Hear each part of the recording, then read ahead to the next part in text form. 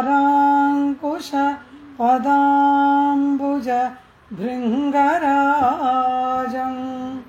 श्रीभट्टनाथ परकाल मुखाब्जमित्रं श्रीवत्सचिह्न शरणं यतिराजमीडे उल्लासपल्लवितपालित सप्तलोकी निर्वाहकोरकितनेम कटाक्षलीला श्रीरङ्गहर्म्यतलमङ्गल दीपरेखां श्रीरङ्गराजमहिषीं श्रियमाश्रयामः। कृष्णो रक्षतु नो जगत्त्रयगुरुः कृष्णं नमस्याम्यहं कृष्णेनामरशत्रवो विनिघताः कृष्णाय तस्मै नमः। कृष्णादेव समुत्थितं जगदिदं कृष्णस्य दासोऽस्म्यहं कृष्णे तिष्ठति सर्वमेतदखिलं हे कृष्ण रक्षस्व माम्। नीलातुङ्गस्तनगिरितटी सुप्तमुद्बोध्य कृष्णं पारार्थ्यं स्वं श्रुतिशतशिरसिद्धमध्यापयन्ती सोच्छिष्टायां स्वजिनिगलितं यावदात्कृत्य भुङ्क्ते गोदा तस्यै नमैदमिदं भूय एवास्तु भूयः। अन्नवयल पुदुवै आण्डाळरङ्गर्क्कु पन्नतिरुप्पावै पल्पदियं இன்னிசையால் பாடிக் கொடுத்தாள் நற்பாமாலை பூமாலை சூடிக் கொடுத்தாளை சொல்லு சூடிக் கொடுத்த சுடற்கொடியே தொல்பாவை பாடி அருள வல்ல பல்வளையாய் நாடி நீ வெங்கடவர்க்கென்ன விதி என்ன விம்மாத்தம் நான் கடவா வண்ணமே நல்கு. புள்ளின் வாய் கேண்டானை வல்லாவரக்கனை கிள்ளிக் களைந்தானை கீர்த்திமை பாடிப்போய் பிள்ளைகளெல்லாரும் பாவை களம்புக்கார் வெள்ளி எழுந்து யாழமுறங்கித்து புள்ளும் சிலம்பினான் போதறிக் கண்ணினாய் குள்ள குளிரக் குடைந்து நீராடாதே பள்ளி கிடத்தியோ பாவாய் நீ நன்னாளார் கள்ளம் தவிர்ந்து கலந்தேலோரெம்பாவாய். ஆண்டாள் திருவடிகளே ಶರಣಂ. ಶ್ರೇಯಪತಿಯಾಗಿ ಸಮಸ್ತ ಕಲ್ಯಾಣ ಗುಣ ಪರಿಪೂರ್ಣನಾಗಿ ಇರ್ತಕ್ಕಂತಹ ಪರಮಾತ್ಮನ ಚರಣಾರವಿಂದಗಳನ್ನು ಆಶ್ರಯಣ ಮಾಡ್ತಕ್ಕಂತಹವರು ವಿಧ ವಿಧವಾದ ಸ್ತರಗಳಲ್ಲಿ ಇರುತ್ತಾರೆ. ದೇವಿ ಆಂಡಾಳ್ 10ನೆಯ ಪಾಶುರದಲ್ಲಿ 11ನೆಯ ಪಾಶುರದಲ್ಲಿ ವರ್ಣಧರ್ಮನಿಷ್ಠನಾದವನನ್ನು ಆ ಗೊಲ್ಲನನ್ನು ನಿರೂಪಣೆ ಮಾಡಿ 12ನೆಯ ಪಾಶುರದಲ್ಲಿ ವರ್ಣಾಶ್ರಮ ಧರ್ಮವನ್ನು ಪರಿಪಾಲನೆ ಮಾಡದೇ ಇರ್ತಕ್ಕಂಥ ಅವನ ವಿಚಾರವನ್ನು ಹೇಳಿದ್ಲು. ಇಲ್ಲಿ ವರ್ಣಧರ್ಮವನ್ನು ಪರಿಪಾಲನೆ ಮಾಡುವುದು ಉದ್ದೇಶವ, ಬಿಡುವುದು ಉದ್ದೇಶವ, ಏನನ್ನು ಮಾಡಬೇಕು, ಎರಡೂ ವಿಧವಾದಂತಹ ವಿಚಾರವನ್ನು ಆಂಡಾಳಲ್ಲಿ ತಿಳಿಸಿದ್ದಾಳೆ. ಹಾಗಾದರೆ ನಾವು ಮಾಡಬೇಕಾದದ್ದೇನು? ಆ ವರ್ಣಾಶ್ರಮ ಧರ್ಮಗಳನ್ನು ಅನುಷ್ಠಾನ ಮಾಡುವುದು ಸಾಧನವ, ಬಿಡುವುದು ಸಾಧನವ ಅಂತ ಕೇಳಿದ್ರು. ಆಚಾರ್ಯರು ಒಂದೇ ಮಾತು ಹೇಳ್ತಾರೆ, ಬಿಡುವುದೂ ಸಾಧನವಲ್ಲ, ಅನುಷ್ಠಾನ ಮಾಡುವುದೂ ಸಾಧನವಲ್ಲ. ಏನೇನು ಮಾಡಬೇಕೋ, ಏನೇನು ಬಿಡಬೇಕೋ ಅದನ್ನು ಮಾಡಿಸಿ, ಬಿಡುವುದನ್ನು ಬಿಡಿಸಿ ಯಾರು ರಕ್ಷಣೆ ಮಾಡ್ತಾನೆ ಅವನೇ ಸಾಧನ. விடுவதும் உபாயமல்ல பற்றுவதும் ಉಪಾಯಮಲ್ಲ ವಿಡವಿತ್ತು ಪತ್ತ ವೈಪವನೇ ಉಪಾಯಂ ಎಂಬುದಾಗಿ ವ್ಯಾಖ್ಯಾನ ಪಂಕ್ತಿ ಹಾಕ್ಬಿಟ್ರು. ನಾವು ಅನುಷ್ಠಾನ ಮಾಡೋದು ಕೂಡ ಸಾಧನವಲ್ಲ, ಬಿಡುವುದು ಕೂಡ ಸಾಧನವಲ್ಲ. ಕಾರಣ ಎಲ್ಲಕ್ಕೂ ನಮಗೆ ಸಾಧನವಾಗಿ ಇರುವವನು ಪರಮಾತ್ಮ. ಅವನು ಏನು ಬಿಡಬೇಕೋ ಅದನ್ನು ಅವನೇ ಬಿಡಿಸ್ತಾನೆ, ಏನು ಮಾಡಬೇಕೋ ಅದನ್ನು ಅವನೇ ಮಾಡಿಸ್ತಾನೆ ಅಂತ ಅವನನ್ನು ಪೂರ್ಣವಾಗಿ ನಂಬಿದ ಮೇಲೆ ಇನ್ನು ನಾವು ಮಾಡುವುದೇನಿದೆ, ಬಿಡುವುದು ಏನಿದೆ ಎಲ್ಲವನ್ನ ಅವನು ಮಾಡುವುದಲ್ಲವಾ. ಈ ರೀತಿಯಾಗಿ ನಾನು ಏನೇನು ಬಿಡಬೇಕೋ ಎಲ್ಲ ಬಿಡ್ತೀನಿ, ಏನೇನು ಅನುಷ್ಠಾನ ಮಾಡಬೇಕೋ ಅದೆಲ್ಲವನ್ನ ಮಾಡಿ ಪರಿಪೂರ್ಣ ಪರಮ ಯೋಗ್ಯನಾಗಿ ಆಮೇಲೆ ಪರಮಾತ್ಮನ ಸನ್ನಿಧಾನಕ್ಕೆ ಹೋಗ್ತೀನಿ ಅಂದರೆ ಅದು ಯಾವ ಕಾಲಕ್ಕೂ ಕೂಡ ಸಾಧ್ಯವಿಲ್ಲದ್ದು. ಕಾರಣ ಏನು ಎಂದರೆ ಈ ಸಾಂಸಾರಿಕವಾದ ಬಂಧನವನ್ನು ಅರಿಷಡ್ ವರ್ಗಗಳನ್ನು ನಮ್ಮಿಂದ ಬಿಡಿಸಿಕೊಳ್ಳುವುದಕ್ಕೆ ಸಾಧ್ಯವಾ? ಸ್ವಾಮಿ ನಂಬಿಳ್ಳೆ ಎಂಬ ಆಚಾರ್ಯರು ಹೇಳ್ತಾರೆ, ಒಂದು ಗುಬ್ಬಚ್ಚಿ ಗೂಡು ಕಟ್ಟುತ್ತೆ ಬರೀ ಕಡ್ಡಿಗಳು ಹುಲ್ಲನ್ನು ತೆಗೆದುಕೊಂಡು. ಆ ಗೂಡಿನಲ್ಲಿ ಅದು ಹೆಣೆದ ಕಡ್ಡಿಗಳನ್ನು ಚೂರುಗಳನ್ನು ನಮ್ಮಿಂದ ಬಿಡಿಸೋಕ್ಕಾಗಲ್ವಲ್ಲ. ಇನ್ನು ನಮ್ಮ ಕರ್ಮ ಪರಂಪರೆಯನ್ನು ನಾವು ಬಿಡಿಸ್ಕೊಳ್ತೀವಿ. ನಮಗೇನು ಯೋಗ್ಯತೆ ಇದೆ? ಒಂದು ಗುಬ್ಬಚ್ಚಿ ಕಟ್ಟಿದ ಗೂಡನ್ನು ಬಿಡಿಸಲು ಅಸಮರ್ಥರಾದ ನಾವುಗಳು ನಮ್ಮ ಪುಣ್ಯಪಾಪ ರೂಪವಾದ ಕರ್ಮದ ಗೂಡಿನಿಂದ ಬಿಡುಗಡೆಯನ್ನು ಪಡೆಯುವುದು ಅಷ್ಟು ಸುಲಭವ? ಏನಿದೆ ನಮಗೆ? ಯಾವ ಯೋಗ್ಯತೆಯೂ ಇಲ್ಲ. ಆದ್ದರಿಂದಲೇ ಆ ಪರಮಾತ್ಮ ಕೃಪೆ ಮಾಡಿದರೆ ನಮಗೆ ಉಂಟು.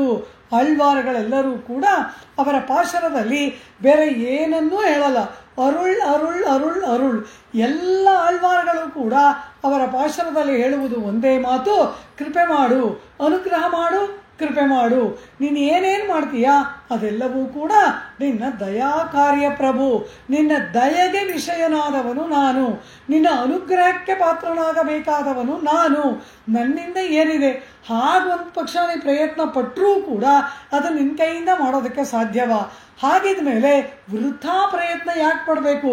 ಪ್ರಯತ್ನ ಪಡುವುದರಿಂದ ಅಹಂಕಾರ ಮಮಕಾರಗಳೇ ಏರ್ಪಡುತ್ತದೆಯಲ್ಲವಾ? ಏನೂ ಇಲ್ಲ ಅಂತ ಅವನ ಪಾದವನ್ನು ಹಿಡಿದು ಬಿಡುವುದಕ್ಕಿಂತ ಉತ್ಕೃಷ್ಟವಾದ ಸಾಧನ ಉಪಾಯ ಮತ್ತೊಂದು ಉಂಟಾ?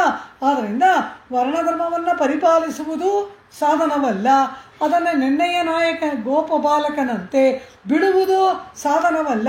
ಬಿಡಬೇಕಾದ್ದನ್ನು ಬಿಡಿಸಿ ಮಾಡಬೇಕಾದ್ದನ್ನು ಮಾಡಿಸುವಂತಹ ಆ ಪರಮಾತ್ಮನೇ ಉಪಾಯ, ಅವನೇ ಸಾಧನ. ಆದ್ದರಿಂದ ವೇದ ಪುರುಷನು ಹೇಳ್ಬಿಟ್ಟ, ಮುಮುಕ್ಷುರ್ವೈ ಶರಣಮಹಂ ಪ್ರಪದ್ಯೆ. ಮೋಕ್ಷದಲ್ಲೇ ಅಪೇಕ್ಷೆ ಉಳ್ಳಂತಹ ನಾನು ಕೂಡ ನಿನ್ನ ಚರಣಾರವಿಂದಗಳಲ್ಲಿ ಶರಣಾಗತಿಯನ್ನು ಮಾಡ್ತೇನೆ ಎಂಬುದಾಗಿ. ಎಲ್ಲರಿಗೆ ಉಳಿದಿರುವುದು ಇದು ಒಂದೇ, ಪರಮಾತ್ಮನ ಕಾಲನ್ನು ಕಟ್ಟುವುದರ ಹೊರತಾಗಿ ನಮಗೆ ಬೇರಾವ ಮಾರ್ಗವಿದೆಯಲ್ಲವ? ಅದನ್ನು ಆಂಡಾಳ್ ತಿರುಪ್ಪಾವಯ 30 ಪಾಚರಗಳಲ್ಲಿ ಬಹಳ ಸಮೀಚೀನವಾಗಿ ಅದನ್ನು ನಿರೂಪಣೆ ಮಾಡ್ತಾಳೆ. ಈ ರೀತಿ ಪರಮಾತ್ಮನಲ್ಲಿ ಶರಣಾಗತಿಯನ್ನು ಮಾಡಿದವರ ವಿಧ ವಿಧವಾದ ಸ್ತರಗಳೆಲ್ಲವನ್ನ ಆಂಡಾಳ್ ವರ್ಣನೆ ಮಾಡುತ್ತಾ ನಿರೂಪಣೆ ಮಾಡುತ್ತಾ ಆಯಾಯ ನಾಯಕಿಯರ ವೈಶಿಷ್ಟ್ಯವನ್ನು ಹೇಳ್ತಾಳೆ. ಕಾರಣ ಏನು ಅಂದರೆ ಶರಣಾಗತಿ ಮಾಡಿದವರೆಲ್ಲ ಯಾವ ರೀತಿ ಇರಬೇಕು ಅನ್ನೋದನ್ನು ಒಬ್ಬೊಬ್ಬ ನಾಯಕಿಯ ಮೂಲಕ ಆಂಡಾಳ್ ದೃಷ್ಟಾಂತವಾಗಿ ನಮಗೆ ತೋರಿಸಿಕೊಡ್ತಾ ಇದ್ದಾಳೆ. ಹಂತ ಹಂತವಾಗಿ ನಮ್ಮನ್ನು ಮೇಲಕ್ಕೆ ಕರೆದೊಯ್ತಾ ಇದ್ದಾಳಲ್ಲವ? ಆ ರೀತಿ ಇಲ್ಲಿ ಕೃಷ್ಣನ ಮೇಲಿನ ಪ್ರಣಯ ರೋಷದಿಂದ ನಾನು ಕೃಷ್ಣನನ್ನು ಗಾನ ಮಾಡಿದರೆ ಬರಲಾರೆ. ಕೃಷ್ಣನ ಮೇಲೆ ಒಳಗಿರುವವಳಿಗೆ ಅಪಾರವಾದ ಪ್ರೇಮ. ಆ ಪ್ರೇಮ ಈಗೇನಾಗಿದೆ? ಕೋಪಕ್ಕೆ ಪರ್ಯವಸಾನ ಆಗಿದೆ. ಆದ್ದರಿಂದಲೇ ಆಚಾರ್ಯರುಗಳು ಆಶ್ಚರ್ಯ ಪಡ್ತಾರೆ. ತಿರುವಾಯ್ಮೊഴി ದಿವ್ಯ ಗ್ರಂಥದಲ್ಲಿ ಸ್ವಾಮಿ ನಮ್ಮಾಳ್ವಾರರ ಅನುಭವ, ನಮ್ಮಾಳ್ವಾರ್ ಸ್ತ್ರೀ ಭಾವ ಬಂದ್ಬಿಟ್ಟಿದೆ ಪರಮಾತ್ಮನ ಮೇಲಿನ ಪ್ರೇಮದಿಂದ. ಪರಾಂಕುಶ ನಾಯಿಕಾ ಎಂಬುದಾಗಿ ನಾಯಿಕಾ ಭಾವ. ಆ ಹಿಂದಿನ ಪಾಶುರಗಳಲ್ಲೆಲ್ಲ ಪರಮಾತ್ಮ ಬರ್ತಾನ, ಅವನನ್ನು ಕಾಣ್ತೇನಾ, ಅಯ್ಯೋ ಅವನನ್ನು ಬಿಟ್ಟಿರಲಾರೆ, ಪ್ರಾಣವೇ ಹೋಗ್ತಾ ಇದೆ, ದೇಹ ಶಿಥಿಲವಾಗಿಬಿಟ್ಟಿದೆ ಎಂಬುದಾಗಿ ಪ್ರಾಣ ಹೋಗುವ ರೀತಿಯಲ್ಲಿ ಪರಮಾತ್ಮ ದರ್ಶನಕ್ಕಾಗಿ ಆಕ್ರಂದನ ಮಾಡ್ತಾರೆ. ಪರಮಾತ್ಮ ಬರ್ತಾನೆ ಇವ್ರ ಮನೆಗೆ, ಬಂದರೆ ಏನು ಮಾಡ್ತಾರೆ? ಬಾಗಿಲಾಕ್ಬಿಟ್ಟು ಹೋಗ ಆಚೆ ಅಂತಾರೆ. ಇದು ಏನು ಪ್ರೇಮ? ಈ ಪ್ರೇಮದ ಪರಾಕಾಷ್ಠೆ ಎಂತಹದು ಅಂತಾರೆ ವ್ಯಾಖ್ಯಾನ ಮಾಡ್ತಕ್ಕಂತಹ ಆಚಾರ್ಯರುಗಳು. ಕಾರಣ ಆ ಪರಮಾತ್ಮ ಬರ್ತಾನೆ. ಇಷ್ಟು ಕಾಲ ವಿಳಂಬ ಮಾಡಿದ್ದಕ್ಕೆ ನಾನೇನು ಬೇರೆ ಉಪಾಯವನ್ನು ಅನುಷ್ಠಾನ ಮಾಡಲಿಲ್ಲ, ನಾನು ನಿನ್ನ ಪಾದವನ್ನೇ ಹಿಡಿದಿದ್ದೆ. ಅಂದ ಮೇಲೆ ನೀನಿಷ್ಟು ವಿಳಂಬ ಮಾಡುವುದು ಉಚಿತವ ಅಂತ ಕೋಪಗೊಂಡಾಗ ಇವರನ್ನು ಹೇಗಾದರೂ ಒಲಿಸ್ಕೊಳ್ಬೇಕು ಅಂತ ಈ ಹೆಣ್ಣು ಮಗು ಆಟವಾಡುವುದಕ್ಕೆ ಗೊಂಬೆಗಳು, ಚೆಂಡು ಅದೆಲ್ಲ ಇಟ್ಕೊಂಡಿದ್ರೆ ಅವರು ಅದನ್ನು ಎಲ್ಲ ತಗೊಳ್ತಾನಂತೆ. ಆಗ ಆಳ್ವಾರು ಹೇಳ್ತಾರೆ, ನನ್ನ ಪದಾರ್ಥನೆಲ್ಲ ನನಗೆ ಕೊಟ್ಬಿಟ್ಟು ನೀನು ನಡೀತಾ ಇರು ಆಚೆಗೆ ಅಂತಾರೆ. ಮಿನ್ನಿಡ ಮಡವಾರ್ಗಳ್ ನಿನ್ನರುಳ್ ಸೂಡುವಾರ್ ಎಂಬುದಾಗಿ ಅದ್ಭುತವಾದ 10 ನಾಯಿಕಾ ಪ್ರಣಯ ರೋಷದ ಪಾಶರಗಳು. ಬರ್ತಾನ ಪ್ರಾಣ ಹೋಗುತ್ತೆ ಅಂತ ಕಾಯ್ತಾರೆ, ಬಂದರೆ ಆಚೆ ತಳ್ಳಿ ಬಾಗಿಲಾಗ್ತಾರೆ. ಇದು ಎಂಥ ಪ್ರೇಮ, ಇದು ಎಂಥ ಪ್ರಣಯ ರೋಷ, ಆ ಪ್ರೇಮದ ಪರಾಕಾಷ್ಠೆ ಹೇಗಿರಬಹುದು? ಆ ರೀತಿ ಇಲ್ಲಿಯೂ ಕೂಡ ಈ ಒಳಗೆ ಇರ್ತಕ್ಕಂತಹ ಗೊಲ್ಲ ಬಾಲಕಿಗೆ ಕೃಷ್ಣ ಪರಮಾತ್ಮನ ಮೇಲಿನ ಅಸೀಮ ಪ್ರೇಮ, ಅವನನ್ನೇ ನಂಬಿ ಅವನನ್ನೇ ಆಶ್ರಯಿಸಿ ಅವನನ್ನೇ ನಿರೀಕ್ಷೆ ಮಾಡುತ್ತಿದ್ದರೂ ಕೂಡ ಹೀಗೆ ತನ್ನನ್ನು ಬಂದು ಕೈಗೊಳ್ಳಲಿಲ್ಲವಲ್ಲ, ಅವನು ಎಲ್ಲ ಗೋಪಿಕೆಯರೊಡನೆ ಹೋಗ್ತಾನಲ್ಲ ಎಂಬುದಾಗಿ ಅದು ಕೋಪವಲ್ಲ. ಕಾರಣ ಇವರಿಗೆ ಎಲ್ಲರಿಗೂ ಕೃಷ್ಣನ ಮೇಲೆ ಪ್ರೇಮ, ಎಲ್ಲರಿಗೂ ಕೃಷ್ಣ ಲಾಭವಾಗಬೇಕು ಎಂಬ ಭಾವ ಎಲ್ಲರಿಗೆ ಉಂಟು. ಆದರೆ ಪ್ರಣಯ ರೋಷದಿಂದ ಆಡುವ ಶೃಂಗಾರದ ಮಾತುಗಳು ಇವೆಲ್ಲವೂ ಕೂಡ. ಅದಕ್ಕೆ ಆಂಡಾಳ್ ಏನು ಹೇಳಿದ್ಲು? ನಿನಗಿಷ್ಟವಿಲ್ಲದ ಕೃಷ್ಣನನ್ನ ಬಿಟ್ಟೆವು ಮನತ್ತಕ್ಕಿನಿಯಾನೈ ಎಂಬ ಹಾಗೆ ಮನಸ್ಸಿಗೆ ಆಪ್ಯಾಯಮಾನನಾಗಿ ಇರ್ತಕ್ಕಂತಹ ಶ್ರೀರಾಮಚಂದ್ರ ಸೀತಾಪತಿಯಾದವನ, ರಘುಕುಲೋತ್ತಮನಾದವನ ರಾವಣನನ್ನ ಆಶ್ರಿತನ ಮೇಲಿನ ವಾತ್ಸಲ್ಯದಿಂದ ರಾವಣನನ್ನ ಪರಿಪೂರ್ಣವಾದ ಕೋಪದಿಂದ ವಧೆ ಮಾಡಿದಂತಹ ಆ ರಾಮನನ್ನ ಹಾಡೋಣ ಎಂಬುದಾಗಿ ರಾಮನಾಮ ಸಂಕೀರ್ತನೆ ಮಾಡಿ ಇನ್ನಾದರೂ ಏಳು ಅಂದಾಗ ಅವಳು ಎದ್ದು ಬಂದು ಇವರ ಗೋಷ್ಠಿಯಲ್ಲಿ ಒಬ್ಬಳಾಗಿ ಸೇರ್ತಾಳೆ. ರಾಮನಾಮ ಸಂಕೀರ್ತನೆ ಮಾಡ್ತಾ ಇನ್ನೊಬ್ಬಳ ಮನೆ ಬಾಗಿಲಲ್ಲಿ ಬಂದು ನಿಂತ್ಕೊಳ್ತಾರೆ. ಮತ್ತೊಬ್ಬ ಗೋಪಿಕಾ, ಅವಳೆಂತಹವಳು, ಅವಳು ಪರಮ ಕೃಷ್ಣ ಪ್ರೇಮಿ. ಅವಳೇನು ಹೇಳ್ತಾಳೆ, ಏನಿದು ಅಯೋಧ್ಯೆಯಲ್ಲಿ ಯಾರಾದರೂ ಕೃಷ್ಣನಾಮ ಸಂಕೀರ್ತನೆ ಮಾಡಿದ್ರ? ಅಲ್ಲಿದ್ದವರೆಲ್ಲ ಏನು ಮಾಡಿದ್ರು? ವಾಲ್ಮೀಕಿ ಏನು ಹೇಳ್ತಾರೆ? ರಾಮೋ ರಾಮೋ ರಾಮ ಇತಿ ಪ್ರಜಾನಾಮ ಭವನ್ ಕಥಾ. ಪ್ರತಿಯೊಬ್ಬರ ಬಾಯಲ್ಲಿಯೂ ರಾಮ ರಾಮ ರಾಮ ರಾಮ ಅನ್ನೋದು ಬಿಟ್ಟರೆ ಬೇರೆ ಮಾತೇ ಇಲ್ಲವಂತೆ. ಎಲ್ಲರ ಬಾಯಲ್ಲಿ ರಾಮನಾಮದ ಹೊರತಾಗಿ, ರಾಮಗುಣ ಸಂಕೀರ್ತನದ ಹೊರತಾಗಿ ಮತ್ತೊಂದು ಆ ಅಯೋಧ್ಯೆಯಲ್ಲಿ ಇತ್ತ? ಅಯೋಧ್ಯೆಯಲ್ಲಿ ಯಾರಾದರೂ ಕೃಷ್ಣನಾಮ ಸಂಕೀರ್ತನೆ ಮಾಡಿದ್ರ? ಅಂದ ಮೇಲೆ ನಮ್ಮ ಗೋಕುಲದಲ್ಲಿ ಯಾಕೆ ರಾಮನ್ನ ಹಾಡ್ತೀರಾ? ನಮ್ಮ ಪ್ರಿಯತಮ ಕೃಷ್ಣ ಅವನಲ್ಲಿ ಅವತಾರ ಮಾಡಿ ಬಂದಿದ್ದಾನೆ, ನಮಗೆ ಅವನು ಬೇಕಾದವನು, ಅವನ ನಾಮ ಹಾಡಿದ್ರೆ ರಾಮನಾಮ ಹಾಡಿದ್ರೆ ನಾನು ಎದ್ದು ಬರಲ್ಲ ಅಂತಾಳೆ ಇವಳು. ಏನು ಮಾಡುವುದು?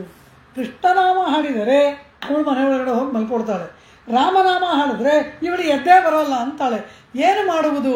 ಹೀಗೆ ರಾಮಗೋಷ್ಠಿ ಕೃಷ್ಣಗೋಷ್ಠಿಯ ನಡುವಿನಲ್ಲಿ ರಾಮಕೃಷ್ಣರ ವೈಭವಗಳ ಬಗ್ಗೆ ಅಲ್ಲಿ ಒಂದು ವಿವಾದ ಏರ್ಪಟ್ಟಾಗ ಗೋಕುಲದಲ್ಲಿರುವ ವೃದ್ಧರು ಇಲ್ಲಿ ಎಲ್ಲವನ್ನ ಹಾಡಿರಿ, ರಾಮನೇ ಕೃಷ್ಣನಲ್ಲವ, ಕೃಷ್ಣನೇ ರಾಮನಲ್ಲವ. ಇಲ್ಲಿ ಭಾಗವತವನ್ನು ಹೇಳ್ತೀವಿ, ರಾಮಾಯಣವನ್ನು ಹಾಡ್ತೀವಿ, ಪಾಂಚರಾತ್ರ ಆಗಮವನ್ನು ಹೇಳ್ತೀವಿ, ಪರಮಾತ್ಮನ ಬಗ್ಗೆ ಏನೇನು ಸ್ತೋತ್ರ ಇದೆ ಎಲ್ಲವನ್ನ ಹಾಡ್ತೇವೆ ಎಂಬುದಾಗಿ ಇವರನ್ನು ಸ್ವಾಂತನಗೊಳಿಸಿದಾಗ ರಾಮನ ಕೃಷ್ಣನ ಇಬ್ಬರ ಕೀರ್ತಿಗಳನ್ನು ಕೊಂಡಾಡುತ್ತಾ ಆ ರಾಮಕೃಷ್ಣ ನಾಮಗಳ ಸಂಕೀರ್ತನೆ ಮಾಡುವುದರಿಂದಲೇ ಇವರ ಕಾಲುಗಳಿಗೆ ಧೂಪ ತೆಗೆದ್ಬಿಡಿ.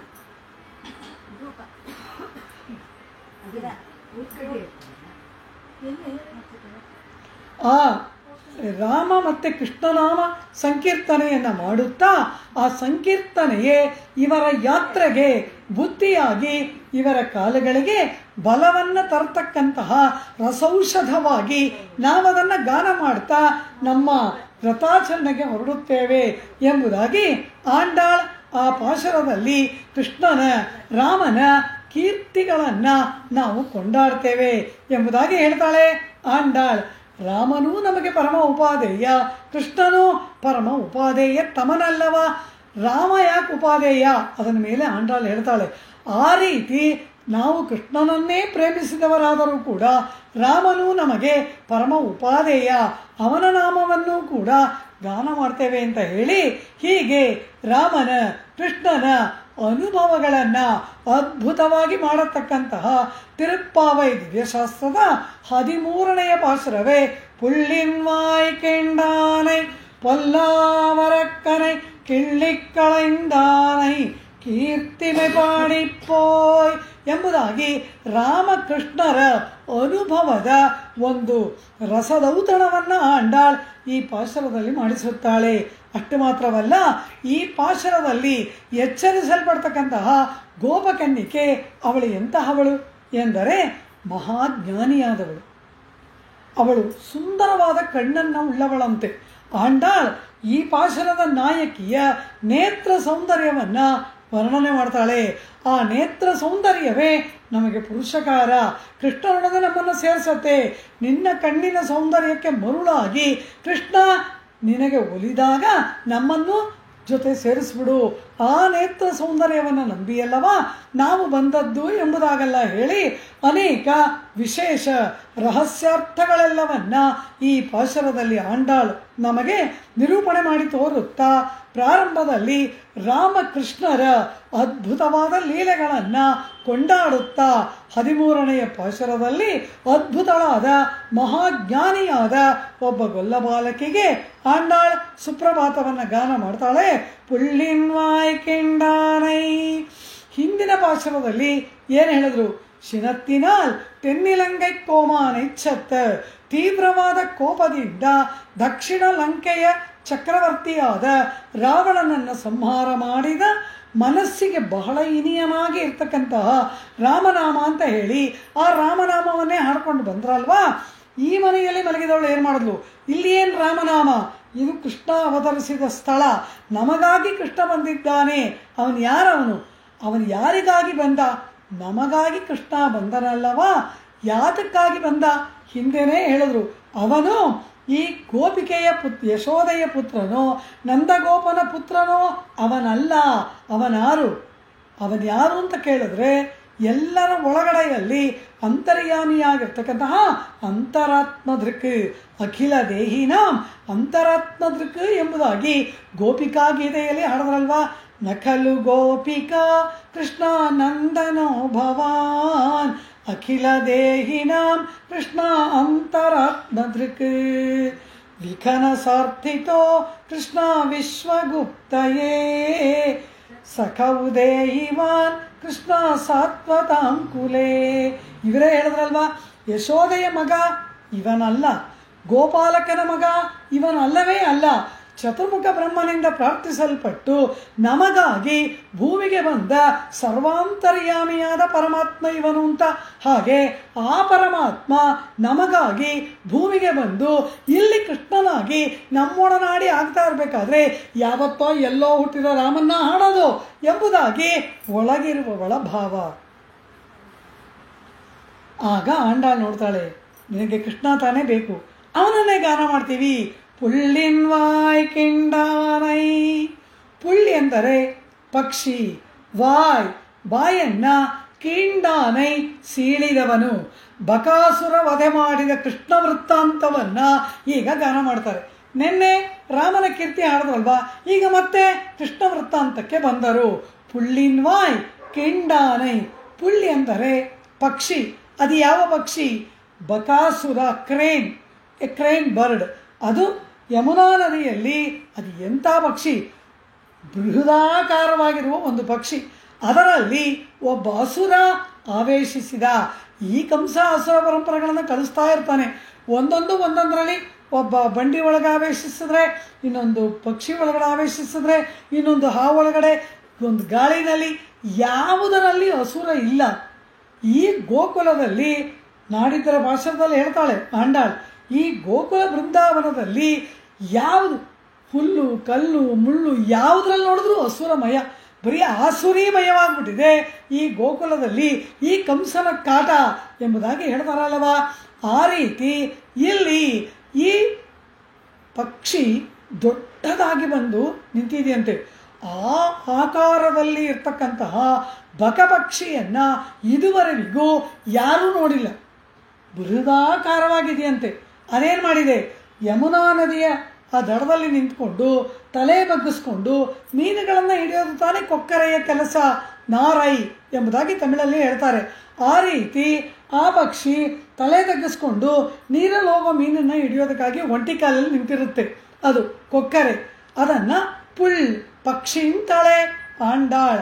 ಹಾಗೆ ಅದು ಆ ಪಕ್ಷಿ ಎಂಥದ್ದು, ಅದೇನಾದರೂ ನ್ಯಾಯವಾದ ಕೊಕ್ಕರೆಯ? ಅದನ್ನು ಅದೇನಕ್ಕೆ ಕಾಯ್ತಾ ಇದೆ? ಮೀನು ಹಿಡಿಯುವುದಕ್ಕೆ ಅದು ಕಾಯ್ತಾ ಇಲ್ಲ. ಕೃಷ್ಣ ಪರಮಾತ್ಮ ಕರುಗಳನ್ನು ಕರೆದುಕೊಂಡು ಯಮುನಾ ನದಿಯಲ್ಲಿ ತೀರ್ಥಪ್ರಾಶನ ಮಾಡಿಸುವುದಕ್ಕೆ ಬಂದಾಗ ಕೃಷ್ಣನನ್ನು ನುಗ್ಬಿಡಬೇಕು. ಅದು ಮೀನಿಗಾಗಿ ಕಾಯುತ್ತಿರುವ ಕೊಕ್ಕರೆ ಅಲ್ಲ, ಅದು ಕೃಷ್ಣನ ಪ್ರಾಣಾಪಹರಣ ಮಾಡುವುದಕ್ಕೆ ಕಾದು ನಿಂತಹ ಒಂದು ಆಸುರಿ ಪಕ್ಷಿ. ಆ ಅಸುರನಾಗಿ ಇರ್ತಕ್ಕಂತಹ ಆ ಪಕ್ಷಿಯನ್ನು ಇಲ್ಲಿ ಆಂಡಾಳ್ ಪುಳ್ ಎಂಬುದಾಗಿ ಹೇಳ್ತಾಳೆ. ಅಂತಹ ಆ ಪಕ್ಷಿ ಅದು ಕಾಯ್ತಾ ನಿಂತಿದೆ.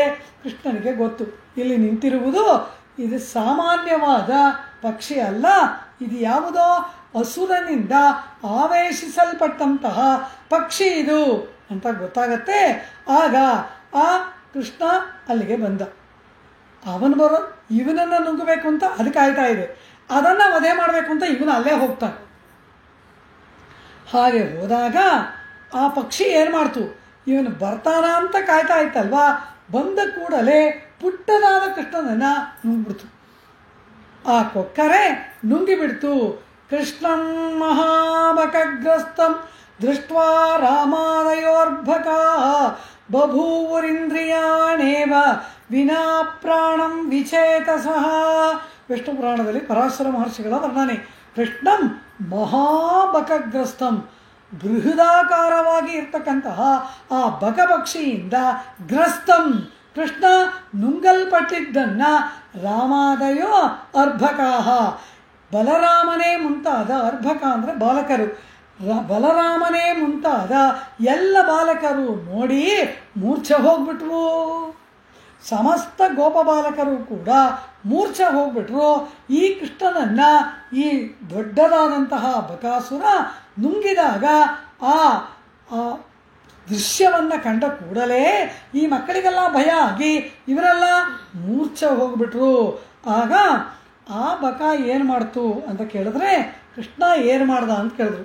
ಮಹಾಬಕಗ್ರಸ್ತಂ, ಬೃಹದಾಕಾರದ ಬಕ ನುಂಗಿಬಿಡ್ತಲ್ವಾ. ಆಗ ಕೃಷ್ಣ ಏನು ಮಾಡೋನಂತೆ, ಅದರ ಕಂಠದಲ್ಲಿ ನಿಂತ್ಕೊಂಡ್ಬಿಟ್ಟ. ಒಳಕ್ಕೂ ನುಂಗಕ್ಕಾಗ್ತಿಲ್ಲ, ಹೊರಗಡೆ ಉಗುಳಕ್ಕೂ ಆಗ್ತಾ ಇಲ್ಲ. ಕೃಷ್ಣ ಪರಮಾತ್ಮ ಆ ಬಕದ ಕಂಠದಲ್ಲಿ ನಿಂತು ಬಿಟ್ಟ.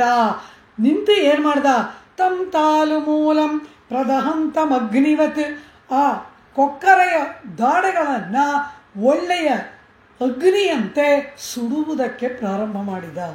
ಸುಟ್ಟು ಹೋಗ್ತಾ ಇದೆ, ಬೆಂದು ಹೋಗ್ತಾ ಇದೆ ಬಾಯಿ. ಉಗುಳೋಣ ಅಂದರೂ ಆಗ್ತಾ ಇಲ್ಲ, ನುಂಗಕ್ಕೂ ಆಗ್ತಾ ಇಲ್ಲ. ಆಗ ಅದರ ಕಂಠ ಪ್ರದೇಶದಲ್ಲಿ ನಿಂತು ಕೃಷ್ಣ ಬೆಳೆಯುವುದಕ್ಕೆ ಪ್ರಾರಂಭ ಮಾಡಿದ. ಆ ಬಕದ ಕಂಠದಲ್ಲಿ ನಿಂತು ಕೃಷ್ಣ ಬೆಳೆಯುವುದಕ್ಕೆ ಪ್ರಾರಂಭ ಮಾಡಿದ. ಅದು ಇಷ್ಟು ಬಾಯಿ ತೆಗಿತು, ಇಷ್ಟು ಇಷ್ಟು ಇಷ್ಟು ಇಷ್ಟು ಇಷ್ಟು ಎಷ್ಟು ತೆಗಿಯೋಕ್ಕೆ ಸಾಧ್ಯ. ಕೊನೆಗೆ ಉಸಿರಾಡುವುದೇ ಕಷ್ಟವಾದಾಗ ಕೃಷ್ಣ ನೋಡೋದನಂತೆ, ಅಯ್ಯೋ ಪಾಪ ಪಕ್ಷಿ ಉಸಿರಾಡಕ್ಕೆ ಕಷ್ಟಪಡ್ತಾ ಇದೆ, ಬಾಯಿ ತೆಗಿಯೋಕ್ಕಾಗ್ತಿಲ್ಲ ಅಂತ ಸ್ವಲ್ಪ ಬಾಯಿನ ದೊಡ್ಡದ ಮಾಡ್ದ. ಪಕ್ಷಿ ಸತ್ತು ಬಿದ್ದಿತು. ಇವನ್ ಕೊಲ್ಲಲಿಲ್ವಂತೆ, ಉಸಿರಾಡಕ್ಕೆ ಸಹಾಯ ಮಾಡೋಣ ಅಂತ ಸ್ವಲ್ಪ ಬಾಯಿ ದೊಡ್ಡದು ಮಾಡ್ದ. ಆ ಪಕ್ಷಿ ಕಿಂಡಾನೈ ಮರಣಿಸಿ ಬಿದ್ದಿತು. ಈ ರೀತಿ ಲೀಲಾಜಾಲವಾಗಿ ಅಸುರ ವಧೆಯನ್ನು ಮಾಡಿದ ವೀರ ನಮ್ಮ ಕೃಷ್ಣ ಎಂಬುದಾಗಿ ರಾವಣ ವಧೆ ಮಾಡಿದ್ದಕ್ಕೆ ಸಮಾನವಾಗಿ ಈ ಬಕಾಸುರ ವಧೆಯನ್ನು ಆಂಡಾಳ್ ಹೇಳ್ತಾ ಇದ್ದಾಳೆ. ನಿನ್ನೆ ರಾವಣ ವಧೆಯ ಪರಾಕ್ರಮ ಹೇಳದಲ್ವಾ, ಆ ರಾವಣ ವಧೆ ಮಾಡಿದ್ದೇನು? ನಮ್ಮ ಕೃಷ್ಣ 3 ವರ್ಷ 4 ವರ್ಷದ ಮಗುವೇ ಇಂಥ ಮಹಾ ಅಸುರನನ್ನು ಬರೀ ಒಂದು ಬಾಯನ್ನು ಸೀಳಿದಂತೆ, ಬಾಳೆಯ ನಾರನ್ನು ಸೀಳುವಂತೆ ಪಕ್ಷಿಯ ಬಾಯನ್ನು ಸೀಳಿ ಬಿಸುಡಿದ ಕೃಷ್ಣನ ಪರಾಕ್ರಮಕ್ಕೆ ಏನು ಕಡಿಮೆ ಅಂತಾಳೆ ಅಂದಾಳೆ. ಆ ರಾವಣ ವಧೆ ಮಾಡುವುದಕ್ಕೆ ಅವನಿಗೆ ವಾನರ ಸೈನ್ಯ, ಕರಡಿಗಳ ಸೈನ್ಯ ಎಷ್ಟೋ ಇತ್ತು. ಇವನು ಯಾರು? 3 ವಯಸ್ಸಿನ ಮಗು. ಪುಳ್ಳಿನ್ವಾಯ್ ಕಿಂಡಾನೈ, ಬಕಾಸುರ ವಧೆ ಮಾಡಿದ ಕೃಷ್ಣ ಪರಾಕ್ರಮಕ್ಕೆ ಏನು ಕೊರತೆ ಎಂಬುದಾಗಿ ಕೃಷ್ಣನನ್ನು ಆಂಡಾಳ್ ಕೊಂಡಾಡ್ತಾಳೆ. ಪಳ್ಳತ್ತಿಲ್ ಮೇಯುಂ ಪರವಯುರುಕೊಂಡ ಕಳ್ಳವಸುರನ್ ಎಂಬುದಾಗಿ ಹೇಳ್ತಾರೆ ತಿರುಮಂಗೈ ಆಳ್ವಾರ್. ಕಳ್ಳ ಅಸುರನ್ ಅದು ನಿಜವಾದ ಕೊಕ್ಕರೆಯ, ಅದು ಮೋಸದ್ದು ಕಳ್ಳ ಪಕ್ಷಿ ಅದು. ಅಂತಹ ಪಕ್ಷಿಯನ್ನ ಈ ಕೃಷ್ಣ ಒಂದು ಬಾಳೆಯ ನಾರನ್ನು ಸೀಳುವಂತೆ ಅದರ ಬಾಯನ್ನು ಸೀಳಿ ಬಿಸಿಟು ವಿರೋಧಿ ನಿರಸನ ಅಸುರ ವಧೆಯನ್ನ ಮಾಡಿದಂತಹ ಆ ಕೃಷ್ಣನ ಅಪರೂಪವಾದಂತಹ ಶೌರ್ಯ ಪರಾಕ್ರಮವನ್ನ ಆಂಡಾಳ್ ಕೊಂಡಾಡ್ತಾಳೆ. ಆ ಬಕದ ಬಾಯಿಂದ ತನ್ನನ್ನು ಉಳಿಸಿಕೊಂಡದ್ದು ಕಾರಣ ಏನು? ನಮಗಾಗಿ. ಕೃಷ್ಣನಿಗೆ ಪ್ರಾಣ ಹೋದರೆ ನಮ್ಮ ಪ್ರಾಣನೂ ಹೋಗ್ಬಿಡ್ತಿತ್ತಲ್ವಾ? ನಮ್ಮನ್ನು ಕಾಪಾಡುವುದಕ್ಕಾಗಿ ತನ್ನನ್ನು ತಾನು ಉಳಿಸಿಕೊಂಡು ಅವನಿಗೂ ನಮಗೂ ಇದ್ದ ವಿರೋಧಿಯನ್ನ ನಿರಸನ ಮಾಡಿದ ಮಹಾವೀರ ಪುಳ್ಳಿನ್ವಾಯ್ ಕಿಂಡಾನೈ.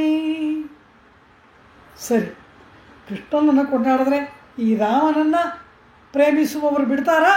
ಕೂಡದೆ ಅವ್ರ ಮುಖ ನೋಡಿದ್ರಂತೆ. ಇರಿ ಇರಿ ಎಂಬುದಾಗಿ ಹೇಳಿ ಪೊಲ್ಲಾವರಕ್ಕನೆ ಕಿಳ್ಳಿಕ್ಕಳೆಂದಾನೈ. ಪೊಲ್ಲ ನೀಚನಾದ ದುಷ್ಟನಾದ ಅರಕ್ಕನೈ ರಾಕ್ಷಸನನ್ನ ಕಿಳ್ಳಿಕ್ಕಳೆಂದಾನೈ. ಮೈ ಮೇಲೆ ಏನಾದರೂ ಧೂಳೋ ಕಸವೋ ಕುಳಿತುಕೊಂಡರೆ ಹೀಗೆ ಉಗುರಿನಿಂದ ಚಿಮ್ಮುವಂತೆ ರಾವಣನ ತಲೆಯನ್ನು ಚಿಮ್ಮಿದವನು ಎಂಬುದಾಗಿ ರಾಮವೃತ್ತಾಂತವನ್ನು ಆಡ್ತಾರೆ. ಮೊದಲನೆಯ ಸಾಲು ಕೃಷ್ಣ ಮಾಡಿದ ಬಕಾಸುರ ವಧೆ, ಎರಡನೆಯ ಭಾಗ ಪೊಲ್ಲ ಅರಕ್ಕನೈ. ದುಷ್ಟನಾದ ಪೊಲ್ಲ, ದುಷ್ಟನಾದ ನೀಚನಾದ ಅರಕ್ಕನೈ, ರಾಕ್ಷಸನಾದ ರಾವಣನನ್ನ ಕಷ್ಟಪಟ್ಟೇನು ಯುದ್ಧ ಮಾಡಲಿಲ್ಲ ನಮ್ಮ ರಾಮ. ಏನು ಮಾಡ್ದ? ಏನೋ ಒಂದು ಕಸ ಕೂತಿದ್ರೆ ಹಿಂಗೆ ಚಿಮ್ಮಿ ತೆಗೆಯಲ್ವಾ, ಆ ರೀತಿ ಬರೀ ಬೆರಳಿನ ತುದಿಯಿಂದಲೇ ತೆಗೆದು ಒದರಿ ಬಿಸಾಡಿದವನು ಪರಾಕ್ರಮಶೀಲನಾದ ರಾಮ ಎನ್ನುತ್ತಾಳೆ ಆಂಡಾಳು. ರಾಕ್ಷಸ ಅಂದ್ರೇನೆ ದುಷ್ಟ. ಅರಕ್ಕನೆ ಎಂದಿದ್ರೆ ಸಾಕಾಗ್ತಿತ್ತು. ಪೊಲ್ಲ ಅರಕ್ಕನೆ, ದುಷ್ಟನಾದ ರಾಕ್ಷಸ ಅಂತ ಬೇರೆ ಹೇಳ್ಬೇಕಾ? ರಾಕ್ಷಸ ಅಂದ್ರೇ ದುಷ್ಟರು, ಅದರಲ್ಲಿ ದುಷ್ಟನಾದ ನೀಚನಾದ ರಾಕ್ಷಸ ಅಂತ ಬೇರೆ ಹೇಳಬೇಕಾ ಅಂದರು. ಆಂಡಾಳು ಹೇಳ್ತಾಳಂತೆ, ರಾಕ್ಷಸರಲ್ಲಿ ಒಳ್ಳೆಯವರು ಉಂಟಲ್ಲವ, ಅದು ಯಾರು? ವಿಭೀಷಣಸ್ತು ಧರ್ಮಾತ್ಮ ನತು ರಾಕ್ಷಸ ಚೇಷ್ಟಿತ. ಇದನ್ನು ಯಾರು ಹೇಳ್ತಾರೆ? ಶಬರಿ ಕಬಂಧ ಹೇಳ್ತಾನೆ, ಶೂರ್ಪಣಿಕೆ ಹೇಳ್ತಾಳೆ. ನಮ್ಮ ಮನೇಲಿ ಒಂದು ದೊಡ್ಡ ಶಿಖಾಮಣಿ ಇದೆ, ಅದರ ಹೆಸರು ವಿಭೀಷಣ ಅಂತ. ರಾಕ್ಷಸರಿಗೆ ಇರಬೇಕಾದ ಯಾವ ದುಷ್ಟಚೇಷ್ಟಿತಗಳು ಇಲ್ಲದೆ ಇರೋ ಮೊದ್ದು ಅದು ಅಂತಾಳೆ. ವಿಭೀಷಣಸ್ತು ಧರ್ಮಾತ್ಮ ನತು ರಾಕ್ಷಸ ಚೇಷ್ಟಿತ. ವಿಭೀಷಣನಾದರೂ ಅತಿ ಧರ್ಮಾತ್ಮನಾದವನು, ಯಾವ ರಾಕ್ಷಸಿ ಕೃತ್ಯಗಳನ್ನು ಮಾಡದವನು. ಆದ್ದರಿಂದ ವಿಭೀಷಣನಂಥ ರಾಕ್ಷಸರು ಉಂಟಲ್ಲವ, ದಾನವರಲ್ಲಿ ಪ್ರಹ್ಲಾದನಂತಹವರು ಉಂಟಲ್ಲವ. ಆದ್ದರಿಂದ ಎಲ್ಲ ರಾಕ್ಷಸರನ್ನು ದುಷ್ಟು ಅಂತ ಹೇಳಬಾರ್ದು, ಈ ರಾವಣನನ್ನು ದುಷ್ಟ ಅಂತ ಹೇಳಬೇಕು. ಅದಕ್ಕಾಗಿ ಪೊಲ್ಲ ಅರಕ್ಕನೈ, ಪೊಲ್ಲ ಎಂಬುದಾಗಿ ಹೇಳ್ತಾಳಂತೆ. ಆ ಪೊಲ್ಲ ಅಂತ ಯಾಕೆ ಹೇಳಿದ್ಲು ಅಂದರೆ, ಒಳ್ಳೆಯ ರಾಕ್ಷಸರಿಂದ ರಾವಣನನ್ನು ಬೇರ್ಪಡಿಸುವುದಕ್ಕೆ ಹೇಳಿದ್ಲಂತೆ. ಸೀತೆಯೂ ಕೂಡ ಆ ರಾವಣನನ್ನು ನೋಡಿ ಏನು ಹೇಳ್ತಾಳೆ ಇಲ್ಲಿ? ತ್ವಂ ನೀಚಃ ಶಶವತ್ ಕಿಲ ಸ್ಮೃತಃ. ಬದಿಸಿದ ಆನೆಯ ಮುಂದೆ ಒಂದು ಮೊಲ ಬಂದು ನಿಂತಂತೆ ನನ್ನ ಪತಿಯ ಮುಂದೆ ಬಂದು ನಿಂತು ನೀನು ಯುದ್ಧ ಮಾಡದೆ ಅವನಿಲ್ಲದ ಸಮಯದಲ್ಲಿ ನನ್ನನ್ನು ಅಪಹರಣ ಮಾಡ್ತೀಯಲ್ಲ. ಒಂದು ಯಾಗದಲ್ಲಿ ಹವಿಸ್ಸಾಗಿ ಸಮರ್ಪಣೆ ಮಾಡುವುದಕ್ಕೆ ಇಟ್ಟ ಪುರೋಡಾಸವನ್ನು ಯಾರೂ ಇಲ್ಲದಾಗ ಒಂದು ನಾಯಿ ಬಂದು ಎತ್ಕೊಂಡು ಹೋಗುವಂತೆ ಎತ್ಕೊಂಡು ಹೋಗ್ತಾ ಇದೆಯಾ, ನೀಚ ಅಂತಾಳೆ ರಾವಣನನ್ನು ನೋಡಿ ಸೀತೆ. ಯಥಾ ತೃಪ್ತಶ್ಚ ಮಾತಂಗಃ ಶಶಶ್ಚ ಸಹಿತೋ ವನೆ ತಥಾ ದ್ವಿರವದ್ರಾಮಃ ತ್ವಂ ನೀಚಃ ಶಶವತ್ ಕಿಲ. ತ್ವಂ ನೀಚ ಎಂದಳು ಸೀತೆ ರಾವಣನನ್ನು ನೋಡಿ. ಅಲ್ಲಿ ಸೀತಾ ನೀಚ ಅಂತಾಳೆ, ಇಲ್ಲಿ ಆಂಡಾಳ್ ಪೊಲ್ಲ. ಅದೇ ಮಾತಿನ ಅಭಿಪ್ರಾಯ ಇಲ್ಲಿ. ಆ ರೀತಿ ಇಲ್ಲಿ ರಾಮನನ್ನ ಆಂಡಾಳ್ ರಾವಣ ಸಂಹಾರ ಮಾಡಿದವನು ಅಂತಾಳೆ. ಇದೇ ಮಾತನ್ನ ವಿಭೀಷಣ ಕೂಡ ಹೇಳ್ತಾನಲ್ಲವ. ಶರಣಾಗತನಾಗಿ ಬಂದಾಗ ತನ್ನನ್ನ ರಾಮನಿಗೆ ಪರಿಚಯ ಮಾಡಿಕೊಡುವಾಗ ವಿಭೀಷಣ ಏನು ಹೇಳ್ತಾನೆ? ರಾವಣೋ ನಾಮ ದುರ್ವೃತ್ತಃ ತಸ್ಯ ರಾಕ್ಷಸೋ ರಾಕ್ಷಸೇಶ್ವರಃ ತಸ್ಯಾಹ ಮನುಜೋ ಭ್ರಾತ ವಿಭೀಷಣ ಇತಿ ಸ್ಮೃತಃ. ರಾವಣೋ ನಾಮ ದುರ್ವೃತ್ತ, ಮಹಾ ದುರ್ವೃತ್ತ. ಯಾವ ಒಳ್ಳೆಯ ಕೆಲಸವನ್ನೂ ಮಾಡದೆ ಬರೀ ದುಷ್ಟ ಕಾರ್ಯಗಳನ್ನೇ ಮಾಡತಕ್ಕಂತಹ ದುಷ್ಟಶೀಲನಾದಂತಹ ರಾಕ್ಷಸ ರಾಜ ಒಬ್ಬ ಉಂಟು, ರಾವಣ ಎಂಬ ಹೆಸರಿನವನು. ಅವನ ತಮ್ಮ ನಾನು, ವಿಭೀಷಣ ಎಂಬುದಾಗಿ ನನ್ನ ಹೆಸರು ಎಂಬುದಾಗಿ ವಿಭೀಷಣ ಕೂಡ ರಾವಣನನ್ನು ಏನು ಹೇಳ್ದ?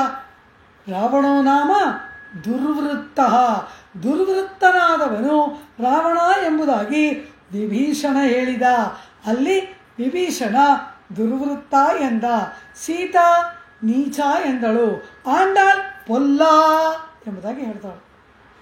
ಪೊಲ್ಲಾವರಕ್ಕನೈ ಸೀತಾರಾಮರು ಆದರ್ಶ ದಂಪತಿಗಳು, ಲೋಕಕ್ಕೆ ತಂದೆ ತಾಯಿಗಳು, ಪರಸ್ಪರ ಅನ್ಯೋನ್ಯಾಶ್ರಿತರು.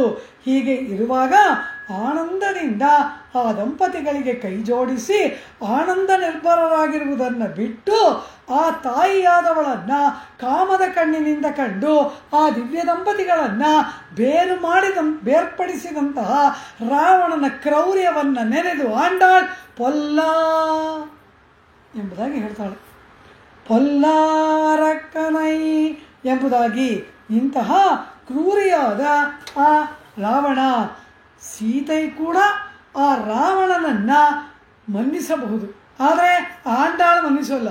ಕಾರಣ, ಆರಾಧನೆ ಮಾಡಬೇಕಾದ ದಿವ್ಯ ದಂಪತಿಗಳು ಅವರನ್ನು ಬೇರ್ಪಡಿಸಿದ್ದರಿಂದ ನಾ ಪೊಲ್ಲ ಅಂತಲೇ ಹೇಳ್ತೀನಿ ಅಂತಾಳೆ ಆಂಡಾಳ್. ಪೊಲ್ಲಾವರಕ್ಕನೈ ಎಂಬುದಾಗಿ ಒಳ್ಳೆಯವರಂತಹ ವಿಭೀಷಣ ಪ್ರಹ್ಲಾದನಂತವರು ಇರುವುದರಿಂದ ಇಲ್ಲಿ ಅವರಿಂದ ಈ ರಾವಣನನ್ನು ಬೇರ್ಪಡಿಸಿ ನೀಚ ಎಂಬುದಕ್ಕಾಗಿ ಇವಳನ್ನು ಆಂಡಾಳ್ ಪೊಲ್ಲಾವರಕ್ಕನೆ 10 ತಲೆಗಳನ್ನು ಚಿಮ್ಮಿ ತೆಗೆದುಬಿಟ್ನಂತೆ. ಹಾಗೆ ನನ್ಸೋಲ್ವಲ್ಲ, ಈ ರಾಮನಿಗೂ ರಾವಣನಿಗೂ ಭಯಾನಕವಾಗಿ ಎಷ್ಟು ದಿನಗಳ ಕಾಲ ಯುದ್ಧ ನಡೀತಲ್ಲವ. ರಾವಣ ಎಂತೆಂಥ ಅಪರಿಮಿತವಾದಂತಹ ಸೈನ್ಯಗಳೆಲ್ಲವನ್ನ ಕಳೆದುಕೊಂಡನಲ್ಲವ. ಆ ರಾವಣ ಮೂಲಬಲದ ಒಂದು ಲೆಕ್ಕವನ್ನೇ ಆಂಡಾಳ್ ನಮಗೆ ಮುಂದೆ ಕೊಡ್ತಾಳೆ. 20ನೆಯ ಪಾಶುರದಲ್ಲಿ ರಾವಣನ ಮೂಲಬಲ ಅಂದರೆ ಏನು? ಅವನ ಸಾಮಾನ್ಯವಾದ ಸೈನ್ಯವೆಲ್ಲ ಹೋಗಿ ಮೂಲಬಲ ಅಂದರೆ ರಿಸರ್ವ್ಡ್ ಫೋರ್ಸ್ ಅದೇ ಎಷ್ಟಿತ್ತು ಊಹಿಸಕ್ಕೂ ಆಗಲ್ಲ, ಅಷ್ಟು ದೊಡ್ಡ ಸೈನ್ಯ. ಅದೆಲ್ಲವನ್ನ ರಾಮ ನಿಮಿಷ ಮಾತ್ರದಲ್ಲಿ ನಿರ್ನಾಮ ಮಾಡಿದನಲ್ಲವ. ಈ ರಾಮನಿಗೆ ಧನುಸ್ಸು, ಬಾಣ, ಅಸ್ತ್ರ, ಶಸ್ತ್ರ ಇದೆಲ್ಲ ಬೇಕಾ ಈ ರಾವಣನನ್ನು ಕೊಲ್ಲೋದಕ್ಕೆ? ವಿಭೀಷಣ ಬಂದಿದ್ದಾನೆ ಶರಣಾಗತನಾಗಿ, ಅವನನ್ನು ಅಂಗೀಕಾರ ಮಾಡಬಾರದು, ಅವನಿಂದ ಆಪತ್ತು ಏರ್ಪಡಬಹುದಲ್ಲವಾ ಎಂಬುದಕ್ಕಾಗಿ ಈ ಸಮಸ್ತ ಕಪಿಗಳು ಕೂಡ ವಿಭೀಷಣನನ್ನು ಅಂಗೀಕಾರ ಮಾಡಬೇಡ ಅಂತ ಎಲ್ಲವೂ ಹೇಳುತ್ತವೆ. ಆಗ ಬಂದವನು ರಾವಣನೇ ಆದರೂ ಸರಿ ಕರ್ಕೊಂಡು ಬಾ ಎಂದನಲ್ಲವ.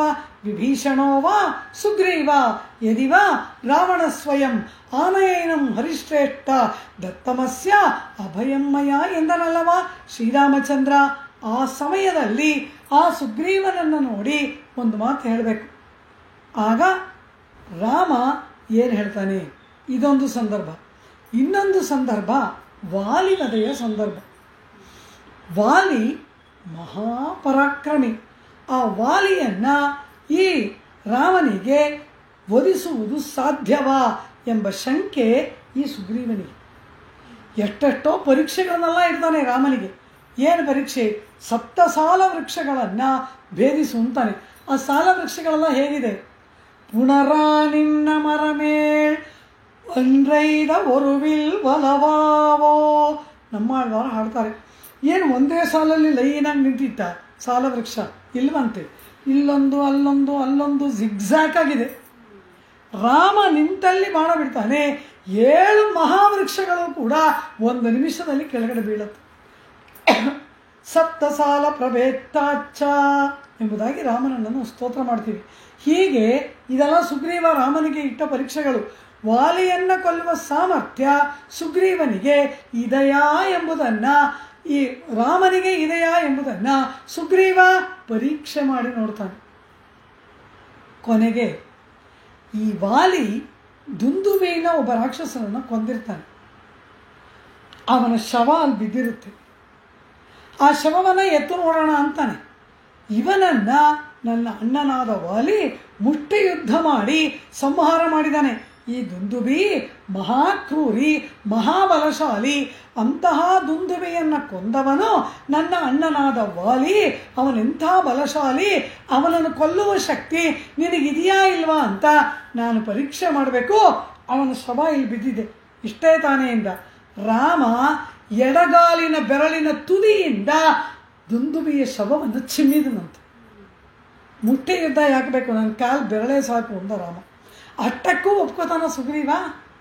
ಅವನು ಸುಗ್ರೀವ ವಾಲಿ ಯುದ್ಧ ಮಾಡಿದಾಗ ಮಾಂಸ ಮೂಳ ರಕ್ತದಿಂದ ಪುಷ್ಟಿಯಾಗಿದ್ದ. ಇದು ಶವ, ಇದು ನಿಶ್ಶಕ್ತವಾಗಿಬಿಟ್ಟಿದೆ, ಇದನ್ನು ಚಿಮ್ಮೋದು ಏನು ದೊಡ್ಡದು ಅಂತ ಸುಗ್ರೀವನ ಭಾವನೆ. ಕೊನೆಗೆ ಏನು ಹೇಳಿದ್ರೆ ಇವನು ನಂಬ್ತಾನೆ. ಈ ರೀತಿ ಆ ಬೆರಳಿನಿಂದ ಏನನ್ನ ಮಾಡಿದರೂ ಕೂಡ ಈ ಸುಗ್ರೀವನಿಗೆ ಸಮಾಧಾನವಿಲ್ಲ. ವಾಲಿಯನ್ನು ಕೊಲ್ಲುವ ಸಾಮರ್ಥ್ಯ ಇದೆಯಾ ಅಂತ ಇವನಿಗೆ ಸಂದೇಹ. ಈಗ ಈ ವಿಭೀಷಣ ಬಂದಾಗ ಈ ವಿಭೀಷಣನಿಂದ ಏನಾಪತ್ತು ಬಂದು ಬಿಡುವುದು ಅಂತ ಈ ಸುಗ್ರೀವನಿಗೆ ಸಂದೇಹ. ರಾಮ ಹೇಳ್ದ, ಅಯ್ಯ ಸುಗ್ರೀವ, ನೀ ಯಾಕೆ ಹೆದರ್ಕೊಳ್ತೀಯ?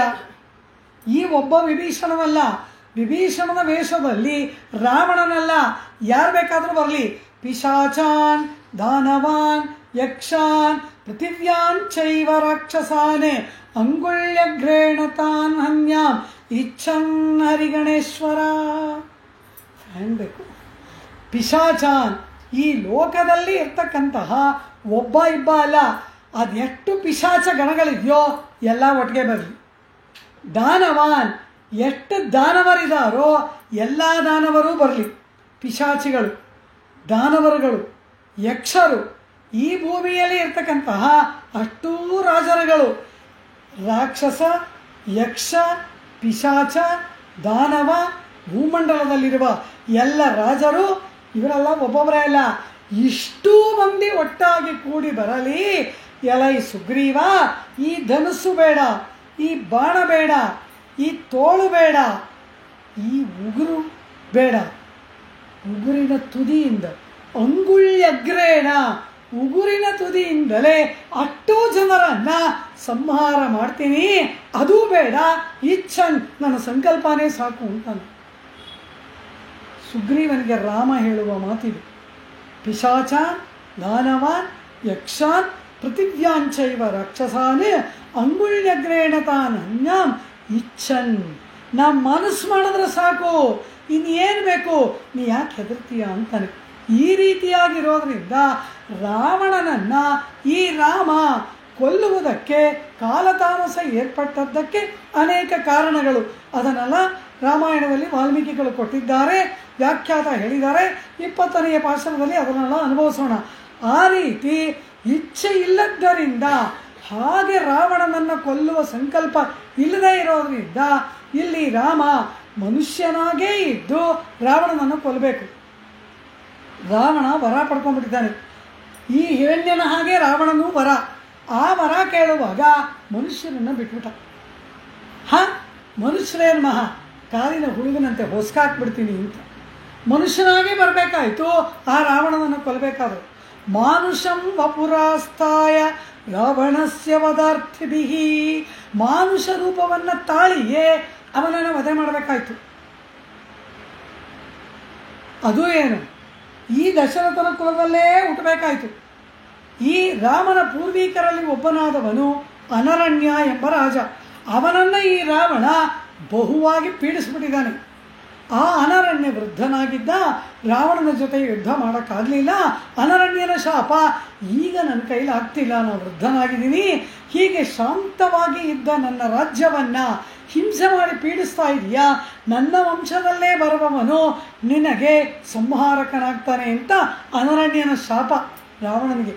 ರಾವಣನ ಒಂದೆರಡಲ್ಲ, ನಂದಿಯ ಶಾಪ. ಕಪಿಮುಖರಿಂದಲೇ ನೀನು ನೋಡಿದಾಗ ನಿನ್ನ ವಧೆಯಾಗತ್ತೆ ಅಂತ.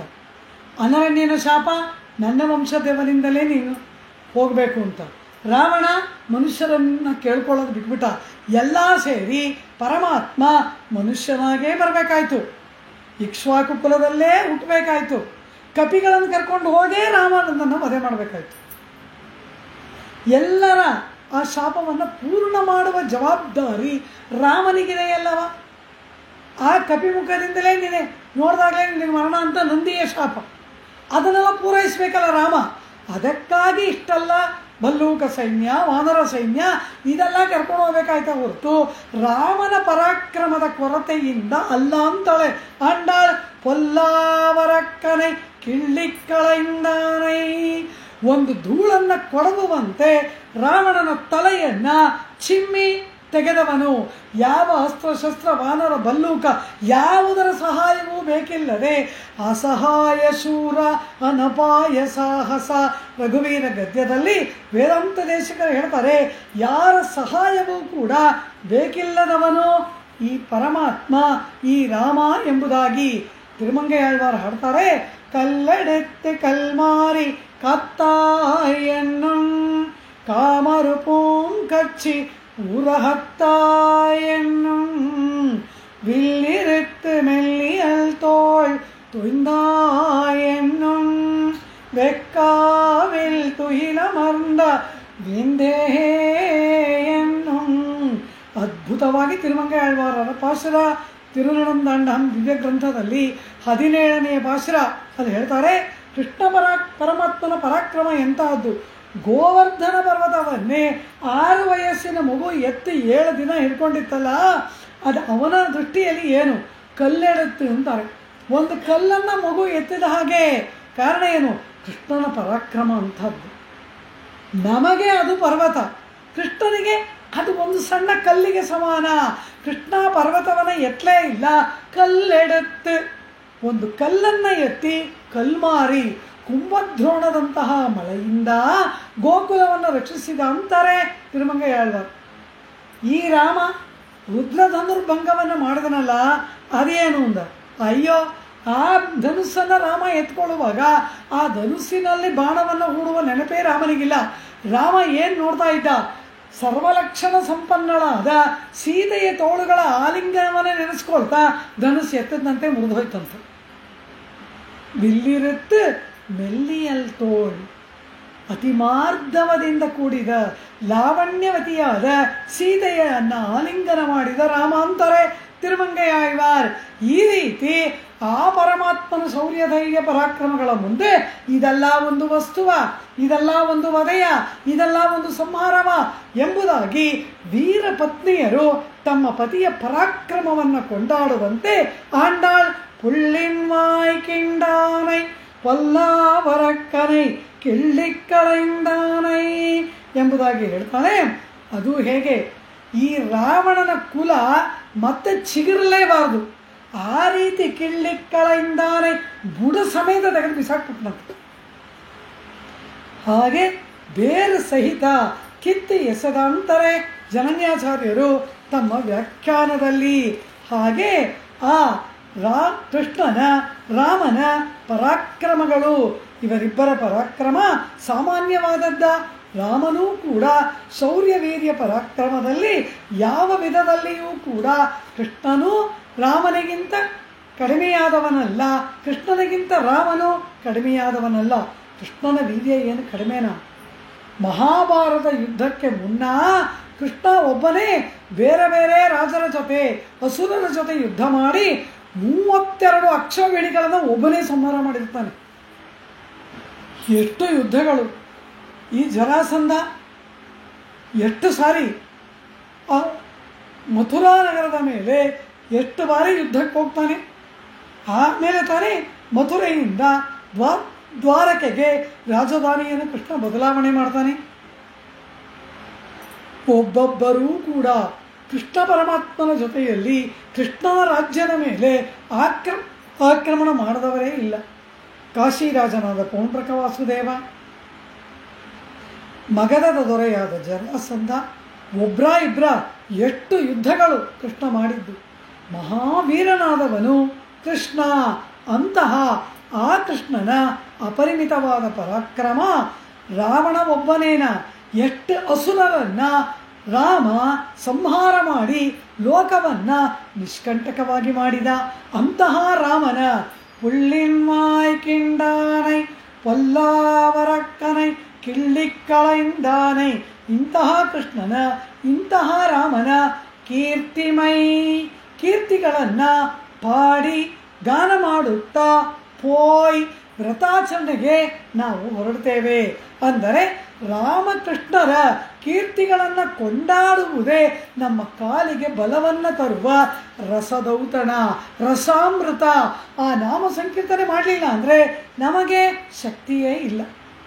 ಕೃಷ್ಣ ವಿರಹದಲ್ಲಿ ಬೆಂದು ಕ್ಷೀಣಿಸಿ ಹೋಗಿರುವ ನಮಗೆ ರಸಾಯನದಂತೆ ಇರುವುದು ಯಾವುದು ಅಂದರೆ ರಾಮಕೃಷ್ಣರುಗಳ ನಾಮ ಸಂಕೀರ್ತನೆ. ಕೀರ್ತಿಮೈ ಪಾಡಿಪ್ಪೋಯ್ ಎಂಬುದಾಗಿ ಹೇಳ್ತಾಳೆ. ರಾಮನ ಕೀರ್ತಿ ಮತ್ತು ಕೃಷ್ಣನ ಕೀರ್ತಿಗಳು ಅಂದರೆ ಅಪರಿಮಿತವಾಗಿ ಕೀರ್ತಿಗಳು. ರಾಮನ ಕೀರ್ತಿಯ ಅದು ಎಂತಹದ್ದು? ರಾಮನ ಕೀರ್ತಿ ರಾಮ ಎಂಬುದಾಗಿ ಯಾವ ನಾಮವನ್ನು ಹೇಳಿದ್ರೇನೆ ಸಹಸ್ರನಾಮಕ್ಕೆ ಸಮಾನವೋ, ಅದಕ್ಕೆ ಮೇಲೆ ಯಾವ ರಾಮನ ಶಬ್ದವನ್ನು ಕೇಳಿದರೆ ಸಾಕು ವಿರೋಧಿಗಳೆಲ್ಲರೂ ಕೂಡ ಇರುವ ಸ್ಥಳದಲ್ಲಿಯೇ ಪ್ರಾಣವನ್ನು ಕಳೆದುಕೊಳ್ತಾರೋ, ಯಾವ ರಾಮನಾಮವನ್ನು ಹೇಳುವುದರಿಂದ ಆ ಮುಕ್ತಿ ಲಕ್ಷ್ಮಿ ಕೊರಳಿಗೆ ಮಾಲೆಯನ್ನು ಹಾಕ್ತಾಳೋ ಅಂತಹ ರಾಮನಾಮಾಮೃತಕ್ಕೆ ಒಡೆಯನಾದವನು ರಾಮನಲ್ಲವ. ಎನ್ನಾಮೇತಿ ಸಹಸ್ರನಾಮ ಸದೃಶಂ ಎನ್ನಾಮ ವೈದ್ಯೈ ಸಮಂ ಎನ್ನಾಮಾಂಕಿತ ವಾಕ್ಯಮಾಸುರಭಟ ಶ್ರೀಗರ್ಭವಿಚ್ಛೇದನಂ ಎನ್ನಾಮ ಸ್ಮರಣಂಚ ಶೋಕಾರಣಂ ಮುಕ್ತ್ಯಂಗನಾದಾಯಕಂ ತನ್ನಾಮ್ನೋರ್ಜಿತ ರಾಮನಾಮ ರಮಣಂ ಶ್ರೀರಾಮನಾಮಾಮೃತಂ ಎಂಬುದಾಗಿ ಇದು ರಾಮನಾಮದ ವೈಭವವಲ್ಲವ. ರಾಮನಾಮಕ್ಕೆ ಏನಂತ ಕರಿತೀವಿ? ವಿಷ್ಣು ಸಹಸ್ರನಾಮದಲ್ಲಿ ಅನೇಕ ನಾಮಗಳು, ಕೆಲವು ನಾಮಗಳು ಒಂದೊಂದು ಪರಮಾತ್ಮನ ಅವತಾರವನ್ನು, ಪರಮಾತ್ಮನ ವಿಧ ವಿಧವಾದ ರೂಪಗಳನ್ನು ವರ್ಣನೆ ಮಾಡುವ ನಾಮಗಳು. ಅದರಲ್ಲಿ ಪರಮಸ್ಪಷ್ಟ ಸ್ತುಷ್ಟ ಪುಷ್ಟ ಶುಭೇಕ್ಷಣ ರಾಮೋ ವಿರಾಮೋ ವಿರತೋ ಮಾರ್ಗೋ ನೇಯೋ ನಯೋ ನಯಃ ಇದೆಲ್ಲ ರಾಮಾವತಾರವನ್ನು ವರ್ಣಿಸುವ ನಾಮಗಳು. ಆ ನಾಮಕ್ಕೆ ವ್ಯಾಖ್ಯಾನವನ್ನು ಮಾಡುವಾಗ ಭಗವದ್ಗುಣ ದರ್ಪಣದಲ್ಲಿ ಸ್ವಾಮಿ ಪರಾಶರ ಭಟ್ಟರು ಇನ್ನು ಮುಂದೆ ರಾಮನಾಮಗಳ ನಾಮಗಳು, ರಾಮಾವತಾರದ ನಾಮಗಳು ಅಂತ ಪೀಠಿಕೆಯನ್ನು ಕೊಡ್ತಾರೆ. ಆ ಪೀಠಿಕೆ ಕೊಡುವಾಗ ಏನು ಹೇಳ್ತಾರೆ ಗೊತ್ತಾ? ಅಥ ಉಪರಿಮೃತ ಸಂಜೀವನಂ ರಾಮವೃತ್ತಾಂತಂ, ಸತ್ತವರನ್ನೂ ಬದುಕಿಸುವಂತಹ ರಾಮನಾಮಗಳು ಎಂಬುದಾಗಿ ಹೇಳ್ತಾರೆ. ಮೃತ ಸಂಜೀವನಂ ರಾಮನಾಮಂ, ಸತ್ತವರನ್ನು ಕೂಡ ಬದುಕಿಸುವಂತಹದ್ದು ರಾಮನಾಮವಂತೆ. ಕೃಷ್ಣನಾಮ ಎಂತಹದ್ದು ಅಂದರು? ಇರೋವರನ್ನು ಕೊಲ್ಲುವಂತಹದ್ದು. ಹೇಳ್ಬೋದಾ ಹೀಗೆ ಕೃಷ್ಣನಾಮವನ್ನು ಅಂದರು? ಸ್ವಾಮಿ ನಮ್ಮಾಳ್ವಾರ್ ಅದ್ಭುತವಾಗಿ ಗಿಣಿಗಳನ್ನು, ಕೋಗಿಲೆಗಳನ್ನೆಲ್ಲ ಸಾಕಿದಾರಂತೆ. ಅವುಗಳಿಗೆ ಕೃಷ್ಣನಾಮವನ್ನೆಲ್ಲ ಹೇಳಿಕೊಟ್ಟಿದ್ದಾರೆ. ಪರಮಪ್ರಿಯರಲ್ಲವ ಕೃಷ್ಣ ಇವರಿಗೆ, ಆ ಕೃಷ್ಣನಾಮವನ್ನೆಲ್ಲ ಅದಕ್ಕೆ ಹೇಳ್ಕೊಟ್ಟಿದ್ದಾರಂತೆ. ಈಗ ಈ ನಮ್ಮಾಳ್ವಾರರಿಗೆ ಪರಮ ವಿರಹ. ಏನೇ ಆಗಲಿ ಆ ಕೃಷ್ಣನನ್ನು ಸ್ಮರಿಸ್ಕೊಳ್ಳೋದೇ ಇಲ್ಲ. ಪ್ರಾಣ ಹಿಂಡ್ತಾ ಇದೆ ವಿರಹ, ಕೃಷ್ಣನನ್ನು ಸ್ಮರಿಸೋದೇ ಇಲ್ಲ. ಕೃಷ್ಣನ ಸ್ಮರಣೆಯೇ ನನಗೆ ಬೇಡ, ಪ್ರಾಣ ಹೋಗ್ತಾ ಇದೆ ವಿರಹ ವೇದನೆಯಿಂದ ಅಂತ ಹೇಳಿ ಕೃಷ್ಣನನ್ನು ಮರ್ತು ಬಿಡಬೇಕು ಅಂತ ಈ ನಮ್ಮಾಳ್ವಾರ ಪ್ರಯತ್ನ ಪಡ್ತಾ ಇರಬೇಕಾದ್ರೆ ಆ ಗಿಣಿ ಕೂತಿದೆಯಲ್ಲ ಕೃಷ್ಣ ಕೃಷ್ಣ ಕೃಷ್ಣ ಅನ್ನುತ್ತಂತೆ. ಅದನ್ನು ನೋಡಿ ಹೇಳ್ತಾರಂತೆ, ನಾನು ನಿನಗೆ ಏನು ಅನ್ಯಾಯ ಮಾಡಿದ್ದೆ? ಯಾಕೆ ಕೃಷ್ಣನಾಮವನ್ನು ಹೇಳಿ ನನ್ನನ್ನು ಕೊಲ್ತೀಯ? ಕಣ್ಣನ್ನಾಮಮೇ ಕುಳರಿ ಕೊನ್ನೀರ್, ಆ ಪಕ್ಷಿಯನ್ನು ನೋಡಿ ನಮ್ಮಾಳ್ವಾರ ಹೇಳ್ತಾರಂತೆ. ಅದು ಯಾಕೆ, ಏನು ಪಾಪ ಮಾಡಿದ್ದೆ? ಆ ಕೃಷ್ಣನಾಮವನ್ನು ಹೇಳಿ ಯಾಕೆ ನನ್ನನ್ನು ಹೀಗೆ ಹಿಂಸೆ ಮಾಡ್ತೀಯಾ ಎಂಬುದಾಗಿ ಕೇಳ್ತಾರಂತೆ. ಅಂದರೆ ಏನು? ಕೃಷ್ಣನ ಮೇಲಿನ ಪ್ರೇಮ ಯಾವ ತುಟ್ಟ ತುದಿಗೆ ಹೋಗಿದೆ ಅಂದರೆ ಏನೋ ಪ್ರಾಣ ಅಂಟ್ಕೊಂಡಿದೆ, ಅವನ ನಾಮ ಹೇಳಿದ್ರೆ ಅದು ಹೋಗ್ಬಿಡುತ್ತೆ ವಿರಹದಿಂದ. ಅಂದರೆ ಪ್ರೇಮದ ಪರಾಕಾಷ್ಠೆಯಲ್ಲಿ ಬಂದ ಮಾತಲ್ಲವಾ ಅದು? ಹೀಗೆ ಇದು ರಸವಾಗಿ ಅನುಭವಿಸ್ಬೇಕು. ಕೃಷ್ಣನಾಮ ಹೇಳಿದ್ರೆ ಸತ್ತೋಗ್ತೀವಿ ಅಂತ ಅರ್ಥವಲ್ಲ, ಪ್ರೇಮದಿಂದ ಬಂದ ಮಾತು. ನಮ್ಮ ಆಳ್ವಾರ್ ಪ್ರಣಯದ ತುರಿಯ ಅವಸ್ಥೆಯಲ್ಲಿ ಹೇಳ್ತಾರೆ, ಕಣ್ಣನ್ನಾಮಮೇ ಕುಳರಿ ಕೊನ್ನೀರ್. ಆ ವಿರಹದಲ್ಲಿ ಇರುವಾಗ ಕೃಷ್ಣ ಕೃಷ್ಣ ಅಂತ ಹೇಳ್ತಿರಲ್ಲ, ಆಂಡಾಳೆ ಹೇಳ್ತಾಳೆ, ಕೂಟಿಲಿருந்து ಕಿಳಿಯಪ್ಪೋದಂ ಗೋವಿಂದ ಗೋವಿಂದ ಎಂದುರೈക്കും. ಆ ಗೂಡಲ್ಲಿರೋ ಗಿಣಿ ಸಾಕಿದಾಳಲ್ಲ ಆಂಡಾಳು, ಅದು ಗೋವಿಂದ ಗೋವಿಂದ ಗೋವಿಂದ ಅನ್ನತಂತೆ. ಅಪ್ಪ ಅವನ ಹೆಸರು ಹೇಳಬೇಡ, ಪ್ರಾಣ ಹೋಗ್ತಾ ಇದೆ ಅವನ ನೆನಪಿಂದ.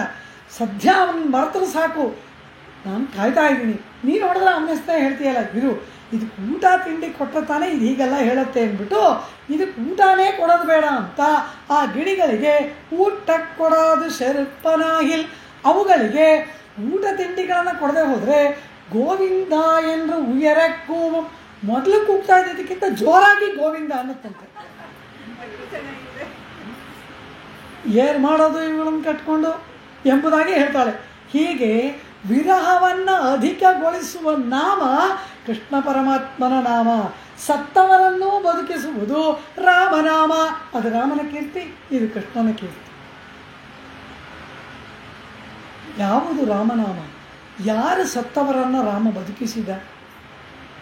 ರಾಮ ರಾವಣರ ನಡುವೆ ಯುದ್ಧವಾಯಿತಲ್ಲವ, ಆಗ ರಾವಣನ ಸೈನ್ಯದಲ್ಲಿ ಯಾರು ಸತ್ರೂ ಕೂಡ ಅವರ ಶವವನ್ನು ಸಮುದ್ರಕ್ಕೆ ಬಿಸಾಡಿಬಿಡಿ ಎಂಬುದು ರಾವಣನ ಆಜ್ಞೆ.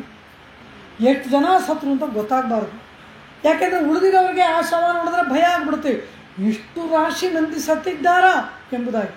ಇವರಿಗೆ ಯುದ್ಧೋತ್ಸಾಹ ಹೋಗ್ಬಿಡುತ್ತೆ. ಆದ್ದರಿಂದ ಯಾರ್ಯಾರಿಗೆ ಮರಣ ಆಗುತ್ತೆ ಕೂಡಲೇ ಅವರ ಶವವನ್ನು ಸಮುದ್ರಕ್ಕೆ ಬಿಸಾಡಿ ಎಂಬುದು ರಾವಣನ ಆಜ್ಞೆ. ಆದರೆ ರಾಮ ಏನು ಹೇಳಿರ್ತಾನೆ?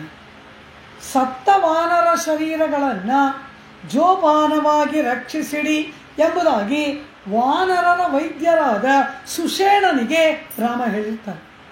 ಜಾಂಬವಾನ್ ಮತ್ತು ಸುಷೇಣ ಎಲ್ಲ ಮರಣಿಸಿದ ವಾನರರ ಶವಗಳನ್ನು ಸಂರಕ್ಷಣೆ ಮಾಡಿ ಇಟ್ಟಿರ್ತಾರೆ. ಯುದ್ಧ ಮುಗಿಯಿತು, ರಾವಣ ವಧೆಯಾಯಿತು, ದೇವತೆಗಳೆಲ್ಲ ಬರ್ತಾರೆ, ರಾಮನನ್ನು ಕೊಂಡಾಡ್ತಾರೆ. ಭವಾನ್ ನಾರಾಯಣೋ ದೇವಃ, ನೀನು ಸಾಕ್ಷಾತ್ ನಾರಾಯಣ ಇತ್ಯಾದಿಯಾಗಿ ಹೇಳಿ ರಾಮನನ್ನು ಕೊಂಡಾಡಿ ಏನು ಬೇಕು ಅಂದಾಗ ನನಗೇನು ಬೇಡ, ಸತ್ತ ವಾನರರನ್ನು ಬದುಕಿಸಿ ಅಂತಾರೆ. ಎಲ್ಲ ವಾನರರು ಎದ್ದು ಬರ್ತು. ಇದು ರಾಮನ ವೈಭವ. ಕೃಷ್ಣನದು ಏನು? 18 ಅಕ್ಷೌಹಿಣಿಗಳನ್ನು ರಥವನ್ನು ಓಡಿಸಿಯೇ ಕೊಂದವನು ಕೃಷ್ಣ. ಸತ್ತ ವಾನರರನ್ನು ಬದುಕಿಸಿದವನು ರಾಮ. ಕೃಷ್ಣಾವತಾರದ ಉದ್ದೇಶ ಭೂಭಾರ ಹರಣ. ದುಷ್ಟರು ಭೂಮಿಯ ಮೇಲೆ ಅಧಿಕವಾಗಿ ಬಿಟ್ಟು ಸತ್ಪುರುಷರಿಗೆ ಅವಕಾಶವಿಲ್ಲದಂತಾದಾಗ, ಭೂಮಿ ದಾರುಣವಾಗಿ ವ್ಯಥೆಪಡುವಾಗ ದುಷ್ಟರ ವಧೆಗಾಗಿಯೇ ಮಾಡಿದ್ದು ಭೂಭಾರ ಹರಣಾರ್ಥವಾಗಿಯೇ ಕೃಷ್ಣಾವತಾರ. ಮಣ್ಣಿನ್ ಭಾರಂ ನೀಕ್ಕುದರ್ಕೇ ಮಡಮಧುರೈ ಪಿರಂದ. ಮಣ್ಣಿನ್ ಭಾರಂ ನೀಕ್ಕುದರ್ಕೇ, ಭೂಭಾರ ಹರಣಾರ್ಥವಾಗಿಯೇ ಕೃಷ್ಣಾವತಾರ. ಆದ್ದರಿಂದ ದುಷ್ಟರನ್ನು ಕೊಲ್ಲುವುದೇ ಕೃಷ್ಣಾವತಾರದ ಪ್ರಧಾನ ಉದ್ದೇಶ. ರಾಮಾವತಾರದಲ್ಲಿ ತನಗೆ ಸಹಾಯಕರಾದ ವಾನರರನ್ನು ಬದುಕಿ ಮತ್ತೆ ಜೀವ ತುಂಬಿದ್ದು ರಾಮನ ವೈಭವ. ಅತ ಉಪರಿಮೃತ ಸಂಜೀವನಂ ರಾಮವೃತ್ತಾಂತಂ. ಸತ್ತ ವಾನರರನ್ನು ಕೂಡ ಬದುಕಿಸಿದವನು ರಾಮನಲ್ಲವ, ಇದು ಅವನ ವೃತ್ತಾಂತ ಎಂಬುದಾಗಿ ಪರಾಶರ ಭಟ್ಟರು ಅಲ್ಲಿ ವ್ಯಾಖ್ಯಾನವನ್ನು ಮಾಡಿದರು. ರಾಮನ ಕೀರ್ತಿ ಅಂದರೆ ಏನಪ್ಪ? ರಾಮನನ್ನು ಏನಂತ ಕೊಂಡಾಡೋಣ? ಸತ್ಯವನ್ನೇ ಹೇಳುವವನು, ಸತ್ಯವಾಕ್ಯವನ್ನು ಉಳ್ಳವನು, ಏಕಪತ್ನಿ ವ್ರತಸ್ಥನಾದವನು, ಪಿತೃವಾಕ್ಯ ಪರಿಪಾಲಕನಾದವನು, ಮಹಾಧರ್ಮಿಷ್ಠನಾದವನು. ಇದೆಲ್ಲ ರಾಮನನ್ನು ಹೇಳಬೇಕು. ಇದಿದೆಯಲ್ಲ ನಮ್ಮ ಆಂಡಾಳಳ ಪ್ರಿಯತಮ, ಇದನ್ನು ಏನಂತ ಹೇಳಬೇಕು? ಬರೀ ಸುಳ್ಳನ್ನೇ ಹೇಳುವವನು, ಕಂಡ ಹೆಣ್ಣನ್ನೆಲ್ಲ ಸೆರೆಗೆಳೆಯುವವನು, ಸ್ತ್ರೀಯರ ವಸ್ತ್ರವನ್ನು ಅಪಹಾರ ಮಾಡಿದವನು, ಬೆಣ್ಣೆಯನ್ನು ಕದಿಯುವವನು, ಎಲ್ಲರನ್ನ ಗೋಳು ಹುಯ್ದುಕೊಳ್ಳುವವನು, ಅಪ್ಪ ಅಮ್ಮನ ಮಾತು ಏನನ್ನೂ ಕೇಳದವನು. ಇದು ಇವನ ಕೀರ್ತಿ. ಅದು ರಾಮನ ಕೀರ್ತಿ. ಇದು ಕೃಷ್ಣನ ಕೀರ್ತಿ ಅಲ್ಲವ ಅಂತಾರೆ. ರಾಮ ಯಾವಾಗಲೂ ಕೂಡ ಸುಳ್ಳನ್ನು ಹೇಳಿದವನೇ ಅಲ್ಲ. ಕೈಕೇಯಿಗೆ ನಾ ವನವಾಸಕ್ಕೆ ಹೋಗ್ತೇನೆ ಅಂತ ಪ್ರತಿಜ್ಞೆಯನ್ನು ಮಾಡ್ತಾನೆ. ಆದರೆ ತಾಯಿಯ ಅನುಮತಿಯನ್ನು ತೆಗೆದುಕೊಂಡು ಹೋಗ್ತೇನೆ, ಅಷ್ಟು ಕಾಲಾವಕಾಶ ಕೊಡುವಂದಾಗ ಅವಳ ಅವಸರ ಪಡಿಸಿದಾಗ ರಾಮ ಏನು ಹೇಳ್ತಾನೆ? ತಾಯೇ ವಿದ್ಧಿಮಾಂ ಋಷಿಭಿಸ್ತುಲ್ಯಂ, ಋಷಿಗಳಿಗೆ ಸಮಾನವಾಗಿ ನನ್ನನ್ನು ತಿಳಿದುಕೋ. ರಾಮೋ ದ್ವಿರ್ನಾಭಿಭಾಷತೆ. ಅಮ್ಮ, ಈ ರಾಮ ಎರಡು ನಾಲಗೆ ಉಳ್ಳವನಲ್ಲ. ರಾಮ ಯಾವ ಕಾಲಕ್ಕೂ ಎರಡು ಮಾತುಗಳನ್ನು ಆಡುವವನಲ್ಲ. ನಾ ಕಾಡಿಗೆ ಹೋಗಿಯೇ ಹೋಗ್ತೇನೆ, ತಾಯಿಯ ಅನುಮತಿಯನ್ನು ತೆಗೆದುಕೊಂಡು ಹೋಗ್ತೇನೆ, ಕಾಲಾವಕಾಶ ಕೊಡು ಅಂತಾನೆ.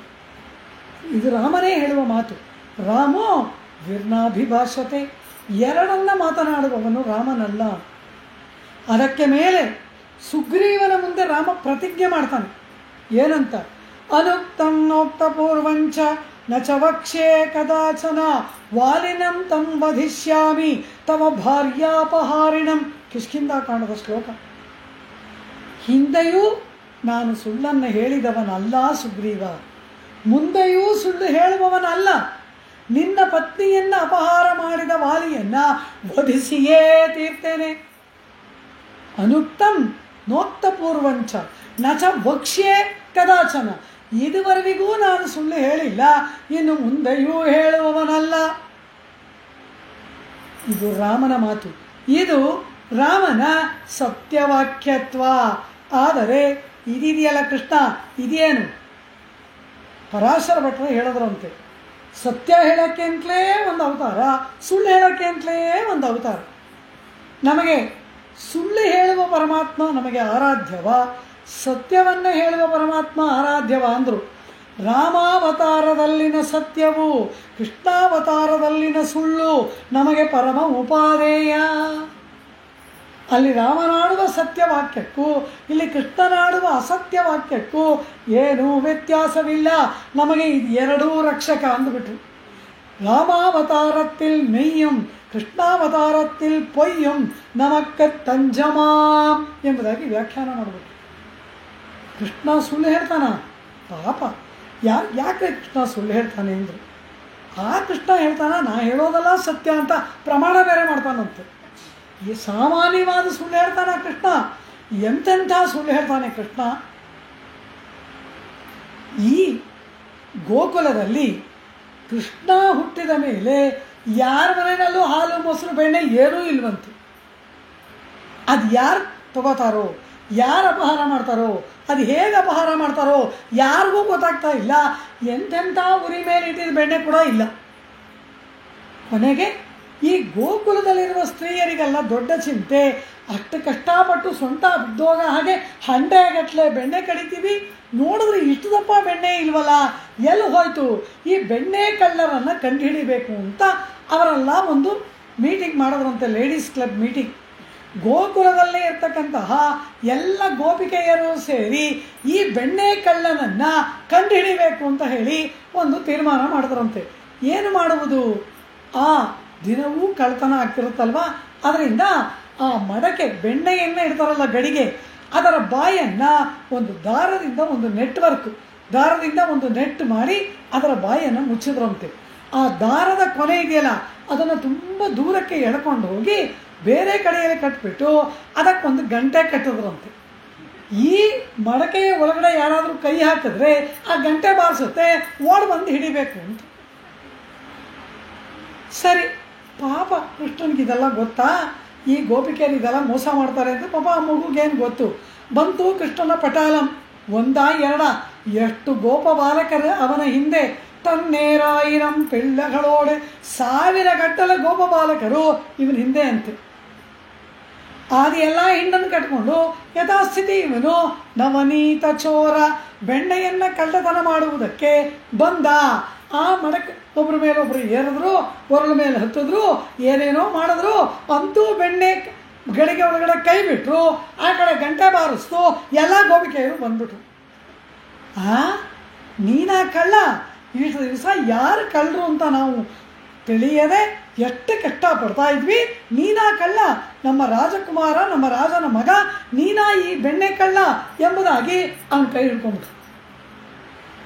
ನಾ ಹೇಳ್ತಾನಂತೆ, ಬೆಣ್ಣೆ ಕಳ್ಳನ? ಬೆಣ್ಣೆ ಕಳ್ತನ ಆಗ್ತಿದೆಯಾ ಗೋಕುಲದಲ್ಲಿ? ಯಾರು ಕದ್ದವರು? ಕಳ್ಳ ನೀನೇ ಅಂದ್ರಂತೆ. ನಾನಾ? ನಮ್ಮನೆಯಲ್ಲೇ ಹಿಮಾಲಯ ಪರ್ವತದಷ್ಟು ಬೆಣ್ಣೆ ಇದೆ, ನಾ ಯಾಕೆ ನಿಮ್ಮನೆ ಬೆಣ್ಣೆ ಕದೀಲಿ ಅಂತಾನಂತೆ. ಮತ್ತ್ಯಾಕೆ ಗಡಿಗೆ ಒಳಗಡೆ ಕೈ ಇಟ್ಟಿದೀಯಾ ಅಂತ ಕೇಳಿದ್ರು. ಓ ಅದಾ, ನಮ್ಮ ಮನೆಯಲ್ಲಿ ಒಂದು ವಾರದಿಂದ ಒಂದು ಪುಟ್ಟ ಕರು ಕಾಣಿಸ್ತಾ ಇಲ್ಲ, ತಪ್ಪಿಸ್ಕೊಂಡ್ಬಿಟ್ಟಿದೆ, ಅದು ಮಡಕೆ ಒಳಗಡೆ ಇದೆಯಾ ಅಂತ ಹುಡುಕ್ತಾ ಇದ್ದೀನಿ ಅಂತ. ಇಂಥ ಸುಳ್ಳು. ಬೆಣ್ಣೆ ಗಡಿಗೆ ಒಳಗಡೆ ಹಸುವಿನ ಕರು ಇರುತ್ತ. ಎಂಥ ಸುಳ್ಳು ಹೇಳ್ತಾನೆ ಆಂಡಾಳು. ಹೇಳ್ತಾಳೆ, ಏಲ ಪೈಗಳೂರೈಪ್ಪಾನೆ ಹಿಂಗೆ ಪೋದ ಕಂಡೀರೇ. ಹಸಿ ಸುಳ್ಳು ಹುಸಿ ಹೇಳಿದ್ರು ಹಸನಾಗಿ ಹೇಳು ಅಂತ, ನಂಬೋ ಹಾಗೆ ಹೇಳಬೇಕು. ಬೆಣ್ಣೆ ಗಡಿಗೆನಲ್ಲಿ ಕರುನು ಹುಡುಕ್ತಾನ ಇವನು. ಈ ರೀತಿಯಾಗಿ ಸುಳ್ಳು ಹೇಳ್ತಾನಲ್ಲಮ್ಮ ನಿನ್ನ ಮಗ.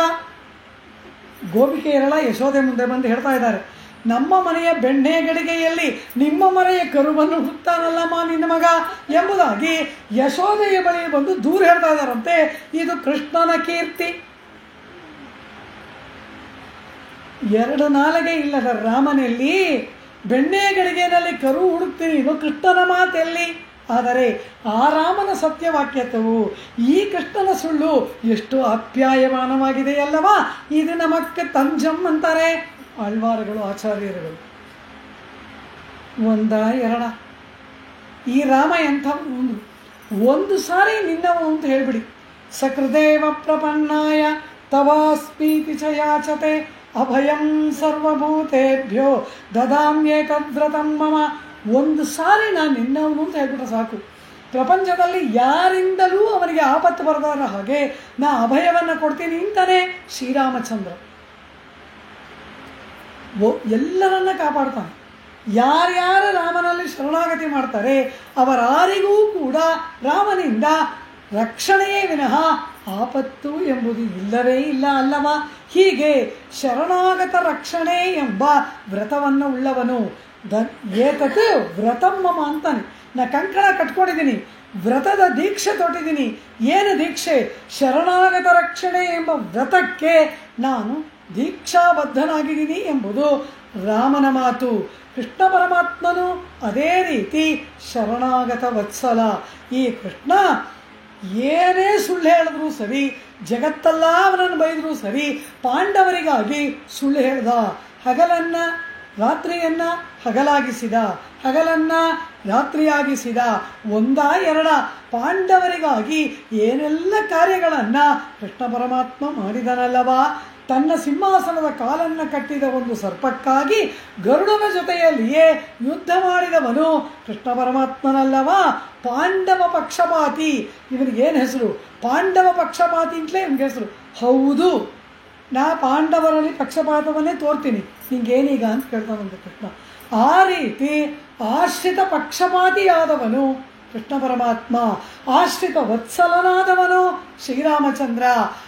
ಸೌಶೀಲ್ಯ ಗುಣದ ಪರಾಕಾಷ್ಠೆ ಶ್ರೀರಾಮಚಂದ್ರ, ಸೌಲಭ್ಯ ಗುಣದ ಪರಾಕಾಷ್ಠೆ ಕೃಷ್ಣ ಪರಮಾತ್ಮ. ಎರಡ ರಾಮನ ಆ ವೀರ್ಯವನ್ನು, ಪರಾಕ್ರಮವನ್ನು ರಾವಣನೇ ಕೊಂಡಾಡ್ತಾನೆ. ರಾಮನ ಗುಣಗಳಿಗೆ ಸೋಲದವರಾರು? ಶತ್ರೋ ಪ್ರಖ್ಯಾತ ವೀರ್ಯಸ್ಯ ರಂಜನೀಯಸ್ಯ ವಿಕ್ರಮೈ. ದೂರ ರಣರಂಗದಿಂದ ದೂರ ಕರೆದುಕೊಂಡ ಸಾರಥಿಯನ್ನು ರಾವಣ ಬೈತಾನೆ.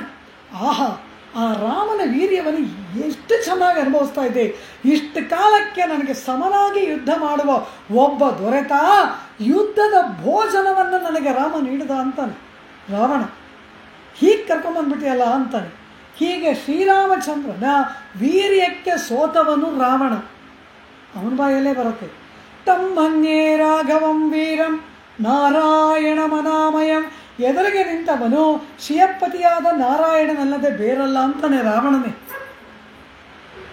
ಹಾಗೆ ರಾಮನ ವೀರ್ಯ ಗುಣಕ್ಕೆ ಸೋತವನು ರಾವಣ. ಆ ರಾಮನ ಸೌಶೀಲ್ಯ ಗುಣಕ್ಕೆ ಸೋತವನು ವಿಭೀಷಣ. ರಾಕ್ಷಸ ಕುಲದಲ್ಲಿ ಹುಟ್ಟಿದ ವಿಭೀಷಣನನ್ನು ತನ್ನ ಸೋದರನಾಗಿ ಭಾವಿಸ್ತಾನೆ ರಾಮ. ಇದು ಸೌಶೀಲ್ಯ. ಇನ್ನು ರಾವಣನ ಸೋದರಿಯಾದ ಶೂರ್ಪಣಖೆ ರಾಮ ಸೌಂದರ್ಯಕ್ಕೆ ಮರಳಾದಳಲ್ಲವ.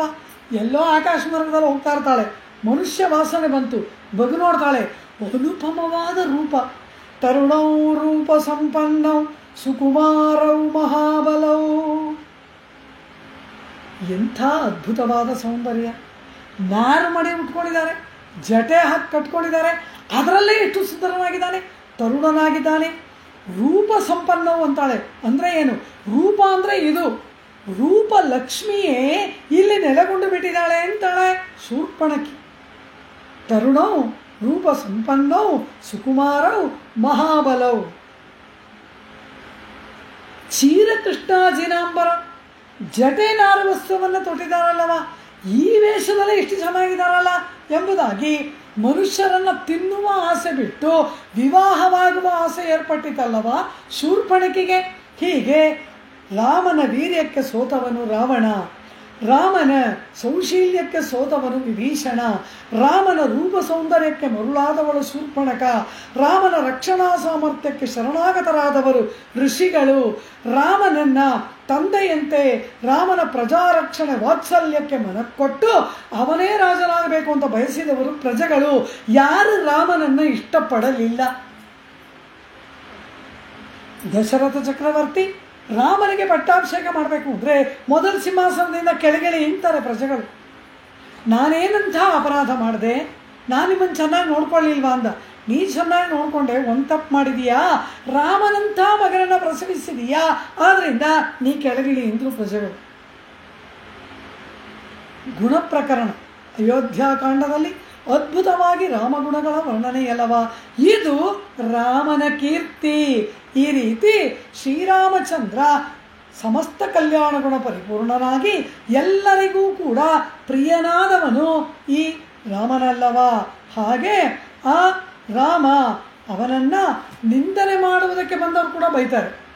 ವಾಲಿಯನ್ನು ಮರೆಯಾಗಿ ನಿಂತು ಕೊಂದೆ ಅಂತ ಬೈಬೇಕು ಅಂತ ಬರ್ತಾಳೆ ತಾರೆ. ಅವನನ್ನು ನೋಡಿದ ತಕ್ಷಣ ಏನು ಹೇಳ್ತಾಳೆ? ತ್ವಮಪ್ರಮೇಯಶ್ಚ ದುರಾಸದಶ್ಚ.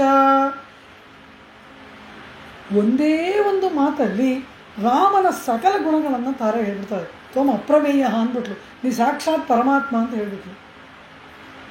ಅಕ್ಷಯ್ಯ ಕೀರ್ತಿಶ್ಚ ವಿಚಕ್ಷಣಶ್ಚ ಜಿತೇಂದ್ರಿಯಶ್ಚ ಉತ್ತಮ ಧಾರ್ಮಿಕಶ್ಚ. ಎಷ್ಟು ಕೊಂಡಾಡ್ತಾಳೆ ತಾರೆ.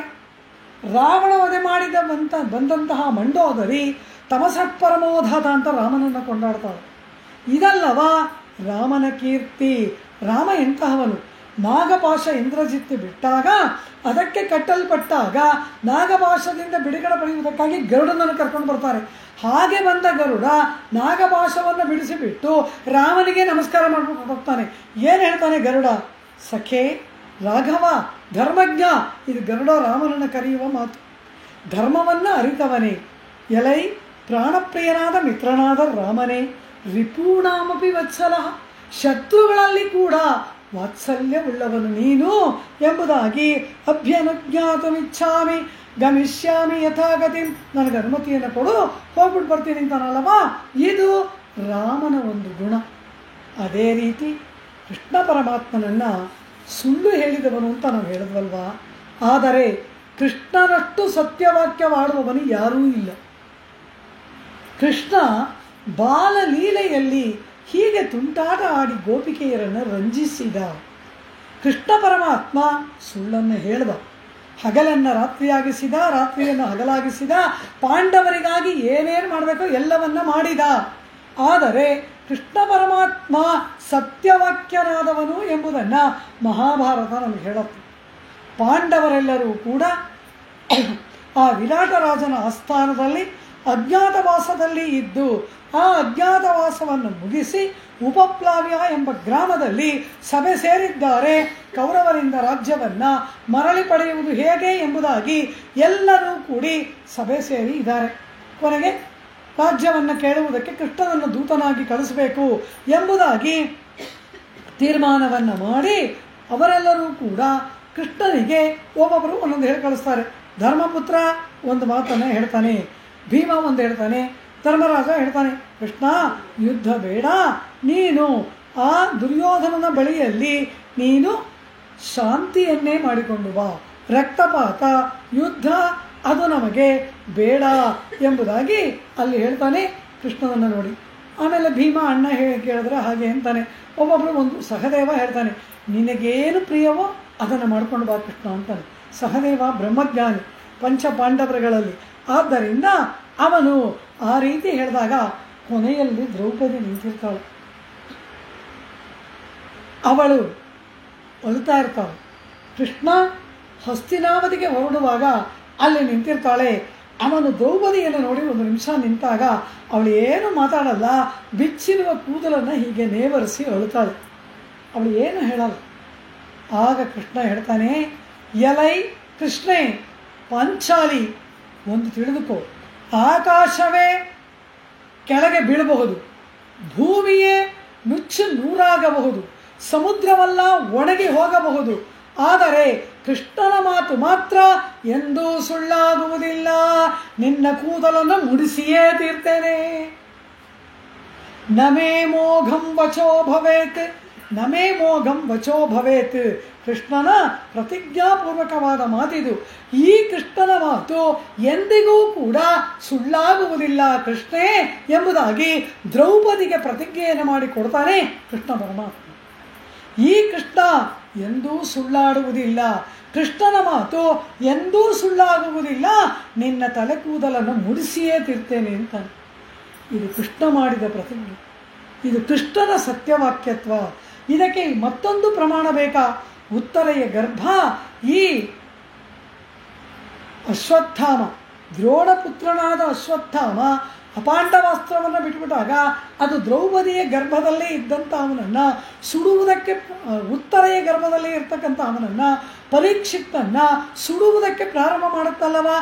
ಆಗ ಆ ಉತ್ತರೆಯ ಗರ್ಭ ಒಂದು ಇದ್ದಲಿನ ತುಂಡಿನಂತ ಕೆಳಗೆ ಬಿದ್ದಾಗ ಎಲ್ಲ ಏನು ಹೇಳ್ತಾರೆ, ಯಾರು ಬ್ರಹ್ಮಚಾರಿಗಳೋ, ಯಾರು ಅವರ ಜೀವಮಾನದಲ್ಲಿ ಒಂದೂ ಸುಳ್ಳನ್ನೇ ಹೇಳಿಲ್ಲವೋ, ಯಾರು ಸತ್ಯ ಪ್ರತಿಜ್ಞರೋ, ಯಾರು ನಿತ್ಯ ಬ್ರಹ್ಮಚಾರಿಗಳೋ ಅಂತ ಅವರು ಬಂದು ಅದನ್ನು ಸ್ಪರ್ಶಿಸಿದರೆ ಅದು ಮತ್ತೆ ತೇನ ಜೀವತು ಬಾಲಕಃ, ಆ ಮಗು ಮತ್ತೆ ಉಳಿಯತ್ತೆ ಅಂತ ಹೇಳಿದಾಗ ಅಷ್ಟು ಋಷಿಮುನಿಗಳಿದ್ದಾರೆ, ಅಷ್ಟು ಜನ ಆ ವೀರರುಗಳಿದ್ದಾರೆ, ಅಷ್ಟು ಜನ ತಪೋನಿಷ್ಠರಿದ್ದಾರೆ, ಸತ್ಪುರುಷರಿದ್ದಾರೆ. ಯಾರಿಗೂ ಧೈರ್ಯ ಬರಲಿಲ್ಲ. ಕೃಷ್ಣ ಬರ್ತಾನೆ, ನಾನು ನಿತ್ಯ ಬ್ರಹ್ಮಚಾರಿ ಆಗಿದ್ದರೆ, ನಾನು ಸುಳ್ಳನ್ನೇ ಹೇಳದವನಾಗಿದ್ದರೆ ತೇನ ಜೀವತು ಬಾಲಕಃ ಪ್ರತಿಜ್ಞೆ ಮಾಡ್ತಾನೆ ಕೃಷ್ಣ. ಉತ್ತರೆಯ ಗರ್ಭವನ್ನು ಸೇರಿ ಪರೀಕ್ಷಿತ್ ಬದುಕಿ ಉಳಿದು ಪಾಂಡವರ ವಂಶ ಮುಂದುವರಿಯಿತಲ್ಲವ. ಇದು ಕೃಷ್ಣ ಪರಮಾತ್ಮನ ಸತ್ಯವಾಕ್ಯತ್ವ. ನಿತ್ಯ ಬ್ರಹ್ಮಚಾರಿ ಅಂದರೆ ಏನು? ಸ್ತ್ರೀ ಸ್ಪರ್ಶವನ್ನೇ ಮಾಡದವನು ಅಂತ ಅರ್ಥವಲ್ಲ. ಕಾಲ ನಿಯತಿ ಇದೆ.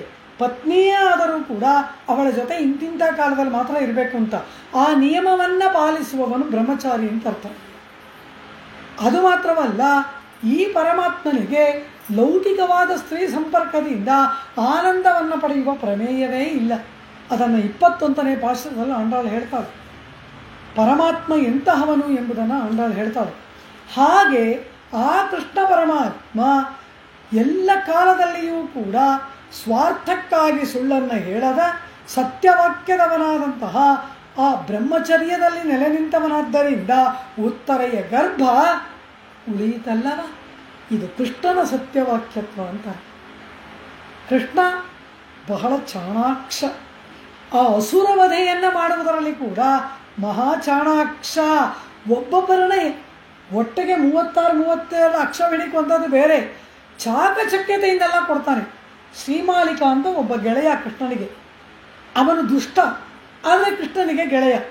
ಅವನಿಗೇನು, ಈ ಕೃಷ್ಣನ ಕೈಯಲ್ಲಿ ಒಂದು ಸುದರ್ಶನ ಇದೆಯಲ್ಲ, ಅದನ್ನು ಹೇಗಾದರೂ ತಗೋಬೇಕು ಅಂತ ಅವನು ಸಂಚು ಮಾಡ್ತಾ ಇರ್ತಾನೆ. ಅದು ಪರಮಾತ್ಮನಿಗೇ ಮೀಸಲಾದದ್ದು. ಹೇಗೆ ಮಹಾಲಕ್ಷ್ಮಿ ಪರಮಾತ್ಮನಿಗೇ ಮೀಸಲಾದವಳೋ ಹಾಗೆ ಕೃಷ್ಣನಿಗೆ ಪರಮಾತ್ಮನಿಗೇ ಮೀಸಲಾದದ್ದು ಸುದರ್ಶನ, ಪಾಂಚಜನ್ಯ, ಕೌಮೋದಕಿ ಎಂಬ ಆ ಖಡ್ಗ, ನಂದಕಿ ಎಂಬ ಗದೆ, ಇದೆಲ್ಲವೂ ಪರಮಾತ್ಮನಿಗೇ ಮೀಸಲಾದದ್ದು. ಅದು ಮತ್ತೊಬ್ಬರಿಗೆ ಅಲ್ಲ. ಆದರೆ ಎಷ್ಟು ಹೇಳಿದ್ರೂ ಅವನು ಕೇಳಲ್ಲ. ಅವನು ದುಷ್ಟ ಬೇರೆ, ಏನು ಮಾಡುವುದು ಮಿತ್ರ ಬೇರೆ. ಅದಕ್ಕೆ ಒಂದು ದಿನ ಅವನು ಕೃಷ್ಣನ ಬಳಿಗೆ ಬಂದು ಕೇಳ್ದಾನಂತೆ, 2 ನಿಮಿಷ ನಿನ್ನ ಚಕ್ರವನ್ನು ಕೊಡು ಅಂತ. ಕೃಷ್ಣ ಹೇಳ್ದಾನಂತೆ, ನೋಡಪ್ಪ, ನೀನು ತುಂಬ ಕೇಳ್ತಾ ಇದೆಯಾ, ಕೊಡ್ತೀನಿ, ಆದರೆ ಅದರಿಂದ ನಿನಗೇನಾದರೂ ಆಪತ್ತು ಏರ್ಪಟ್ರೆ ನಾನು ಜವಾಬ್ದಾರನಲ್ಲ ಮೊದಲೇ ಹೇಳ್ಬಿಡ್ತಾನೆ. ಅದೆಲ್ಲ ನಾನು ನೋಡ್ಕೋತೀನಿ, ಕೊಡು ಅಂದ. ಸರಿ, ಕೃಷ್ಣ ಏನು ಮಾಡ್ದ, ತನ್ನ ಕೈಯಲ್ಲಿದ್ದ ಸುದರ್ಶನ ಚಕ್ರವನ್ನು ಅವನ ಕೈಗೆ ಕೊಟ್ಟನಂತೆ. ಕೊಟ್ಟಾಗ ಏನಾಯಿತು, ಕೈಯಿಗೂ ಕತ್ತಿಗೂ ನಡುವೆ ಜಾಗ ಸಾಕಾಗದೇನೆ ಚಕ್ರ ಅವನ ಕತ್ತನ್ನು ಕತ್ತರಿಸ್ಬಿಡ್ತಂತೆ. ஷீமாலிகனவ நோடே தோழமை கொள்ளவும் வல்லாய் சாமாரவனை நீ எண்ணி சக்கரத்தால் தலை கொண்டாய் ஆமாரறியும் பிரானே அணியரங்கத்தே கிடந்தாய் ஏமாத்தம் என்னை தவிர்த்தாய் இருவாழ்ச்சி பூச்சுட்டவாராய். ಪೆರಿಯಾಳ್ವಾರರ ಭಾಷಣ.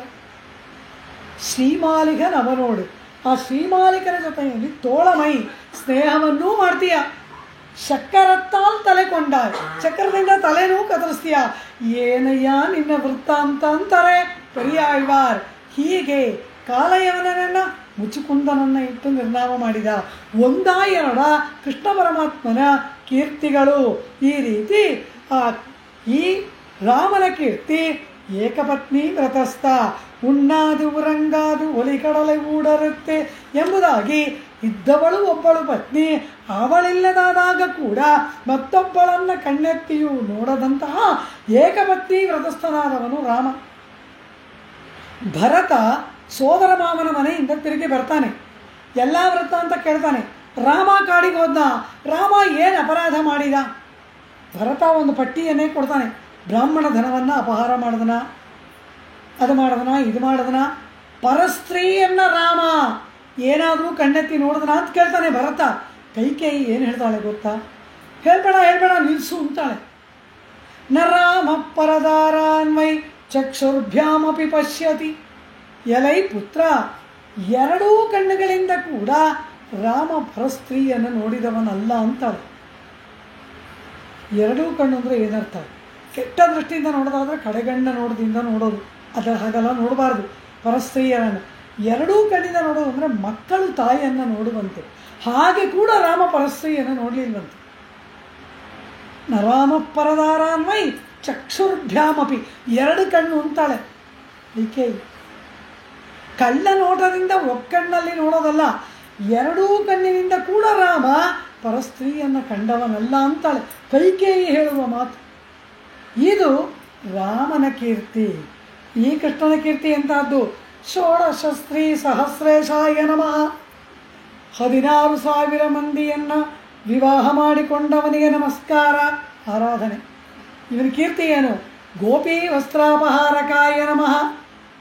ಹೆಂಗಳೆಯರನ್ನು ಕದ್ದವನು, ಹೆಂಗಳೆಯರ ವಸ್ತ್ರವನ್ನು ಕದ್ದವನು. ಇದೆಲ್ಲ ಕೃಷ್ಣ ಅಷ್ಟೋತ್ತರದಲ್ಲಿದೆ. ಗೋಪಿ ವಸ್ತ್ರಾಪಹಾರಕಾಯ ನಮಃ. ಗೋಪಿಕೆಯರ ವಸ್ತ್ರವನ್ನು ಅಪಹರಣ ಮಾಡಿದವನಿಗೆ ನಮಸ್ಕಾರ. ಮುಂದಿನ ನಾಮ ಏನು ಗೊತ್ತಾ?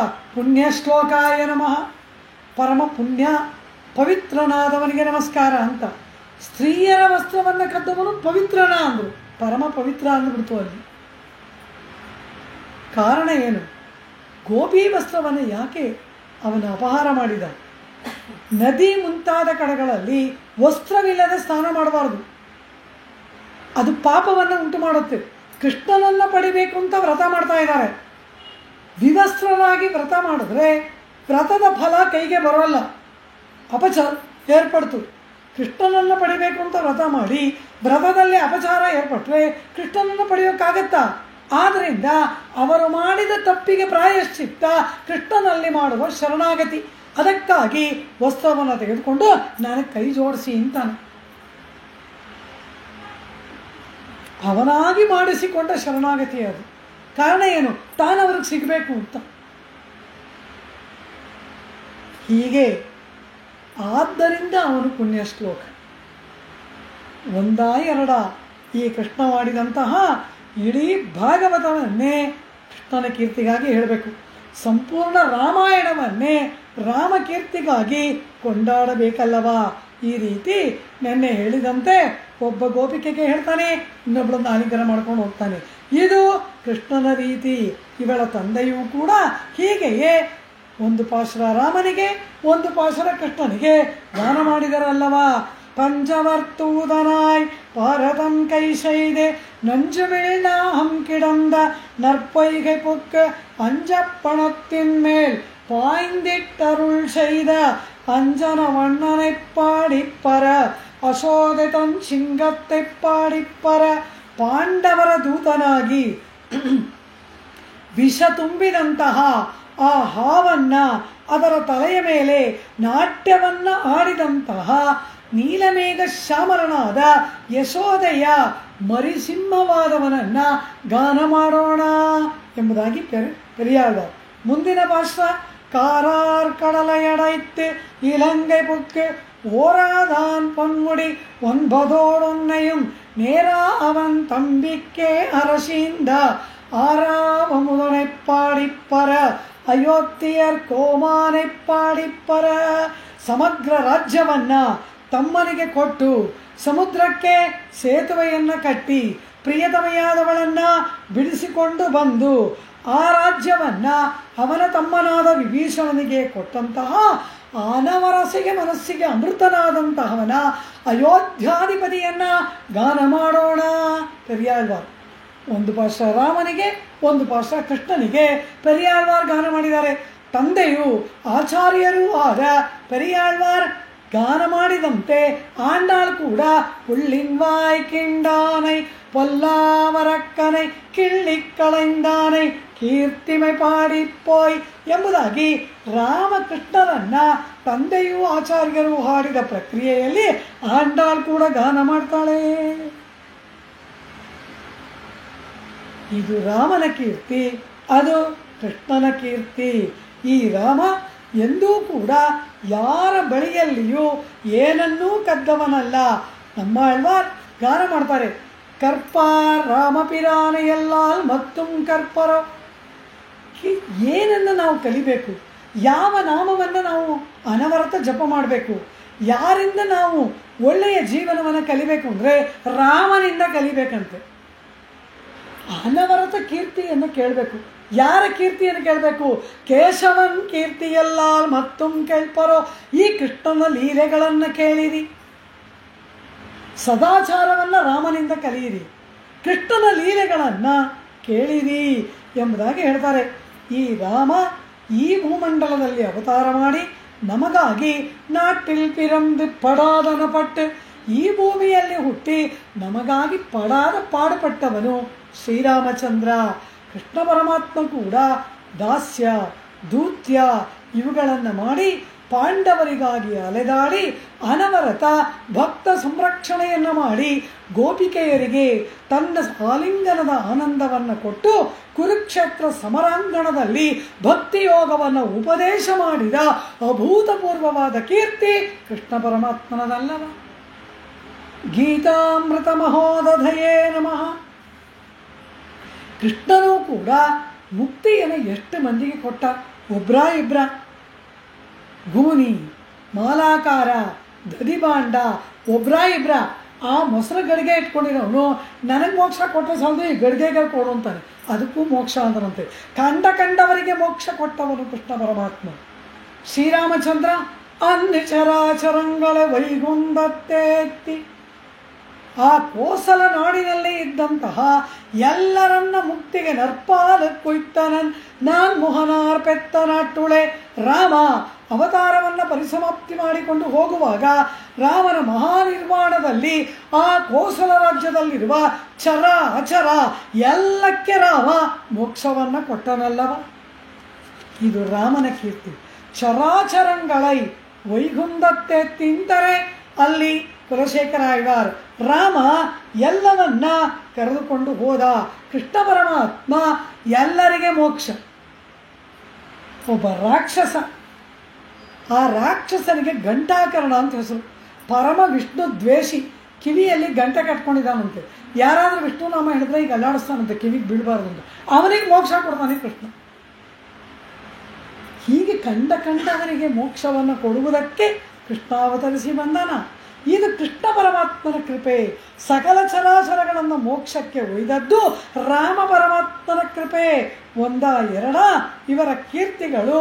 ಗೀತಾಮೃತವನ್ನು ಉಪದೇಶ ಮಾಡಿದ ಕೃಷ್ಣ. ಇಲ್ಲಿ ಒಂದು ಗಮನಿಸಬೇಕು, ರಾಮಾವತಾರದಲ್ಲಿ ಅನುಷ್ಠಾನ ಮಾಡಿದ ಪರಮಾತ್ಮ, ಸತ್ಯವಾಕ್ಯವನ್ನೇ ನುಡಿದ. ಅದೇ ರೀತಿ ವೇದಾಧ್ಯಯನವನ್ನು ಮಾಡಿದ, ಏಕಪತ್ನಿ ವ್ರತಸ್ಥನಾಗಿದ್ದ. ಒಬ್ಬ ಮನುಷ್ಯ ಸದಾಚಾರದಲ್ಲಿ ಹೇಗಿರಬೇಕು ಎಂಬುದನ್ನು ರಾಮ ತೋರಿದ. ಸದಾಚಾರ ಸತನುಷ್ಠಾನವನ್ನು ರಾಮ ತೋರಿದ. ಆದರೆ ಅದನ್ನು ಉಪದೇಶ ಮಾಡಿದವನು ಕೃಷ್ಣ ಪರಮಾತ್ಮ. ಗೀತಾಶಾಸ್ತ್ರದಲ್ಲಿ ಅದನ್ನು ಉಪದೇಶ ಮಾಡಿದ ಅಂದ್ರೇನು? ಮೊದಲು ಅನುಷ್ಠಾನ, ಆಮೇಲೆ ಉಪದೇಶ. ನಾವು ಅನುಷ್ಠಾನ ಮಾಡೋದೇ ಇಲ್ಲ, ಉಪದೇಶ ಮಾಡ್ತಾನೇ ಇರ್ತೀವಿ. ಎಲ್ರಿಗೆ ಉಪದೇಶ ಮಾಡ್ತೀವಿ, ಅನುಷ್ಠಾನ ಶೂನ್ಯ. ಪರಮಾತ್ಮ ರಾಮಾವತಾರದಲ್ಲಿ ಅನುಷ್ಠಿಸಿದ, ಕೃಷ್ಣಾವತಾರದಲ್ಲಿ ಉಪದೇಶಿಸಿದ. ಅಂದರೆ ಮೊದಲು ನಡವಳಿಕೆಯಲ್ಲಿ ಇಟ್ಕೊಳ್ಳಿ, ಆಮೇಲೆ ಬೇರೆಯವ್ರಿಗೆ ಹೇಳಿ ಅಂತಾನೆ ಪರಮಾತ್ಮ. ಇದು ರಾಮಕೃಷ್ಣರ ರೀತಿಯಲ್ಲವ?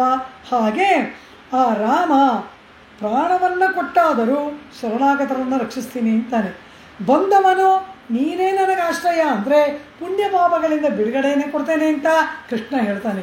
ಈ ರೀತಿ ಇವರಿಬ್ಬರ ರೀತಿ ನೀತಿಗಳು ಲೋಕಕ್ಕೆ ಅದು ಅನವರತ ಲೋಕದಲ್ಲಿ ಇರ್ತಕ್ಕಂತಹ ಈ ಜಂತುಗಳನ್ನು ಬಿಟ್ಟು ಪರಮಾತ್ಮನ ಪಾದಾರವಿಂದಗಳಲ್ಲಿ ಅಡಗುವುದೇ ಪರಮ ಪುರುಷಾರ್ಥವಲ್ಲವ? ಈ ರೀತಿಯಾಗಿ ಕೃಷ್ಣ ರಾಮ ಪಿತೃವಾಕ್ಯ ಪರಿಪಾಲಕ ಅಂತ ಕೊಂಡಾಡ್ತೀವಿ. ತಂದೆಯ ಮಾತನ್ನು ಪಾಲಿಸ್ದ ಅಂತ. ಯಾವಾಗ ರಾಮ ಪಾಲಿಸ್ದ? ದೊಡ್ಡವನಾಗಿ ವಸಿಷ್ಠರ ಬಳಿಯಲ್ಲಿ ಗುರುಕುಲವಾಸ ಮಾಡಿ ವಿವಾಹವಾಗಿ ಎಲ್ಲ ಆದಮೇಲೆ ತಂದೆ ಮಾತು ಕೇಳ್ದ. ನಮ್ಮ ಕೃಷ್ಣ ಇದಾನಲ್ಲ, ಹುಟ್ಟಿದ ತಕ್ಷಣ ಕೇಳಿದ್ನಲ್ಲ, ಏನು ಹೇಳಿದ್ರು ದೇವಕಿ? ಅಪ್ಪ ಶಂಖಚಕ್ರ ಮರೆ ಮಾಡ್ಕೊಂಡ್ಲು, ತಕ್ಷಣ ಮರೆ ಮಾಡ್ಕೊಂಡ್ಬಿಟ್ಟ. ಹುಟ್ಟಿದ ಕೂಡಲೇ ತಂದೆ ತಾಯಿಯ ಮಾತನ್ನು ಪಾಲಿಸಿದ್ದು ಕೃಷ್ಣ. ಯಾವಾಗಲೋ ಬೆಳೆದ ದೊಡ್ಡವನಾದ್ಮೇಲೆ ಪಿತೃವಾಕ್ಯ ಪರಿಪಾಲನೆ ಮಾಡಿದವನು ರಾಮ. ಯಾರಿಗೆ ಕೀರ್ತಿ ಅಧಿಕ ಕೀರ್ತಿಮೈ ಪಾಡಿಪ್ಪೋಯ್ புள்ளின்வாய் கிண்டானை பொல்லா அரக்கனை ಕಿಳ್ಳಿಕ್ಕಳೆಂದಾನೈ ಹೇಳ್ತಾ ಇದ್ರೆ ಹೇಳ್ತಾನೇ ಇರ್ಬೋದು. ರಾಮ ಜೀವಮಾನದಲ್ಲಿ ಒಂದು ಸುಳ್ಳನ್ನು ಹೇಳಿದವನಲ್ಲ, ಯಾರದ್ದನ್ನು ಏನನ್ನೂ ಕೂಡ ಅಪಹರಣ ಮಾಡಿದವನಲ್ಲ ರಾಮ. ಇದು ರಾಮನ ಕೀರ್ತಿ. ರಾಮನನ್ನು ಅನವರತ ಕೊಂಡಾಡುವುದೇ ಸತ್ಯವಾಕ್ಯತ್ವ, ಏಕಪತ್ನಿ ವ್ರತತ್ವ, ಪಿತೃವಾಕ್ಯ ಪರಿಪಾಲನೆ, ರಾಮಚಂದ್ರನ ಅಪರಿಮಿತವಾದ ಸೌಂದರ್ಯ. ರಾಮನ ಸೌಂದರ್ಯವನ್ನು ಏನು ಕೊಂಡಾಡ್ತೀವಿ? ಚಂದ್ರಕಾಂತಾನನಂ ರಾಮಂ ಅತೀವ ಪ್ರಿಯದರ್ಶನಂ ರೂಪೌದಾರ್ಯ ಗುಣೈ ಪುಂಸಾಂ ದೃಷ್ಟಿಚಿತ್ತಾಪಹಾರಿಣಂ. ದಶರಥನ ಮಾತು. ಚಂದ್ರಕಾಂತಾನನಂ, ಪೌರ್ಣಿಮೆಯ ಚಂದ್ರನಿಗೆ ರಾಮ ಮುಖ ಸಮಾನರು. ಚಿಚಿ, ಆ ಪೌರ್ಣಿಮೆಯ ಚಂದ್ರ ಅಮಾವಾಸ್ಯೆ ಬಂದರೆ ಇಲ್ಲದೆ ಹೋಗ್ತಾನೆ, ಅದಕ್ಕೆ ಹೋಲ್ಸದ. ಅದಕ್ಕಿಂತ ಸುಂದರ ನನ್ನ ರಾಮನ ಮುಖ. ಪುಂಸಾಂ ದೃಷ್ಟಿಚಿತ್ತಾಪಹಾರಿಣಂ, ಪುರುಷರಿಗೂ ಕೂಡ ಸ್ತ್ರೀಯಾಗಬೇಕು ಅನ್ನೋ ಆಸೆ ಹುಟ್ಟಿಸುತ್ತಂತೆ. ರಾಮನನ್ನು ಆಲಿಂಗನ ಮಾಡ್ಕೊಳ್ಬೇಕು ಅನ್ನೋ ಆಸೆ ಬರುತ್ತಂತೆ. ಆ ರೀತಿ ಪುಂಸಾಂ ದೃಷ್ಟಿ ಚಿತ್ ಅಪಹಾರಿಣಂ, ದೃಷ್ಟಿಯನ್ನು ಮನಸ್ಸನ್ನು ಅಪಹಾರ ಮಾಡುವ ಸೆಳೆಯುವ ಸೌಂದರ್ಯ ರಾಮನದು. ಕೃಷ್ಣ ಏನು ಕಡಿಮೆನಾ? ಶ್ರುತ್ವಾ ಗುಣಾನ್ ಭುವನ ಸುಂದರ. ರುಕ್ಮಿಣಿ ಭುವನ ಸುಂದರ ಅಂದ್ಲು. ಕಣ್ಮರೆಯಾದ ಕೃಷ್ಣ ಮತ್ತೆ ತಂಬೆ ನಡುವೆ ಗೋಚರಿಸಿದಾಗ ಗೋಪಿಕೆಯರು ಏನು ಹೇಳ್ತಾರೆ? ತಾಸಾಮಾವಿರಭೂತ್ಸೌರಿ ಸ್ಮಯಮಾನ ಮುಖಾಂಬುಜ ಪೀತಾಂಬರಧರ ಸ್ರಗ್ವಿ ಸಾಕ್ಷಾನ್ ಮನ್ಮಥ ಮನ್ಮಥ. ಮನ್ಮಥ ಅಂದ್ರೆ ಏನು? ತನ್ನ ಸೌಂದರ್ಯದಿಂದ ಮನಸ್ಸನ್ನು ಮತಿಸುವವನು.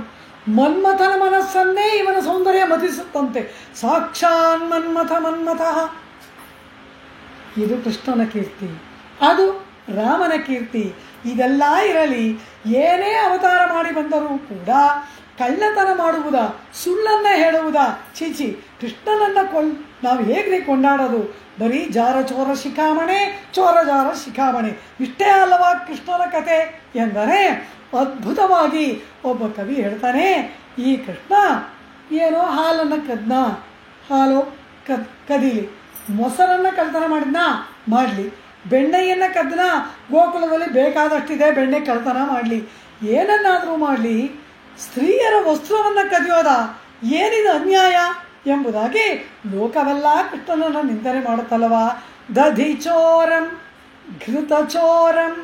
ದಧಿಚೋರಂ ಮೊಸರನ್ನು ಕಳ್ಳತನ ಮಾಡಿದವನು, ಘೃತಚೋರಂ ತುಪ್ಪವನ್ನು ಕಳ್ಳತನ ಮಾಡಿದವನು, ಹೈಯಂಗವೀನ ಚೋರಂ ಹೊಸದಾಗಿ ಬಂದ ಬೆಣ್ಣೆಯನ್ನು ಕದ್ದವನು ಎಂಬುದಾಗಿ ಇದೆಲ್ಲ ಒಪ್ಕೊಳ್ಳೋಣ.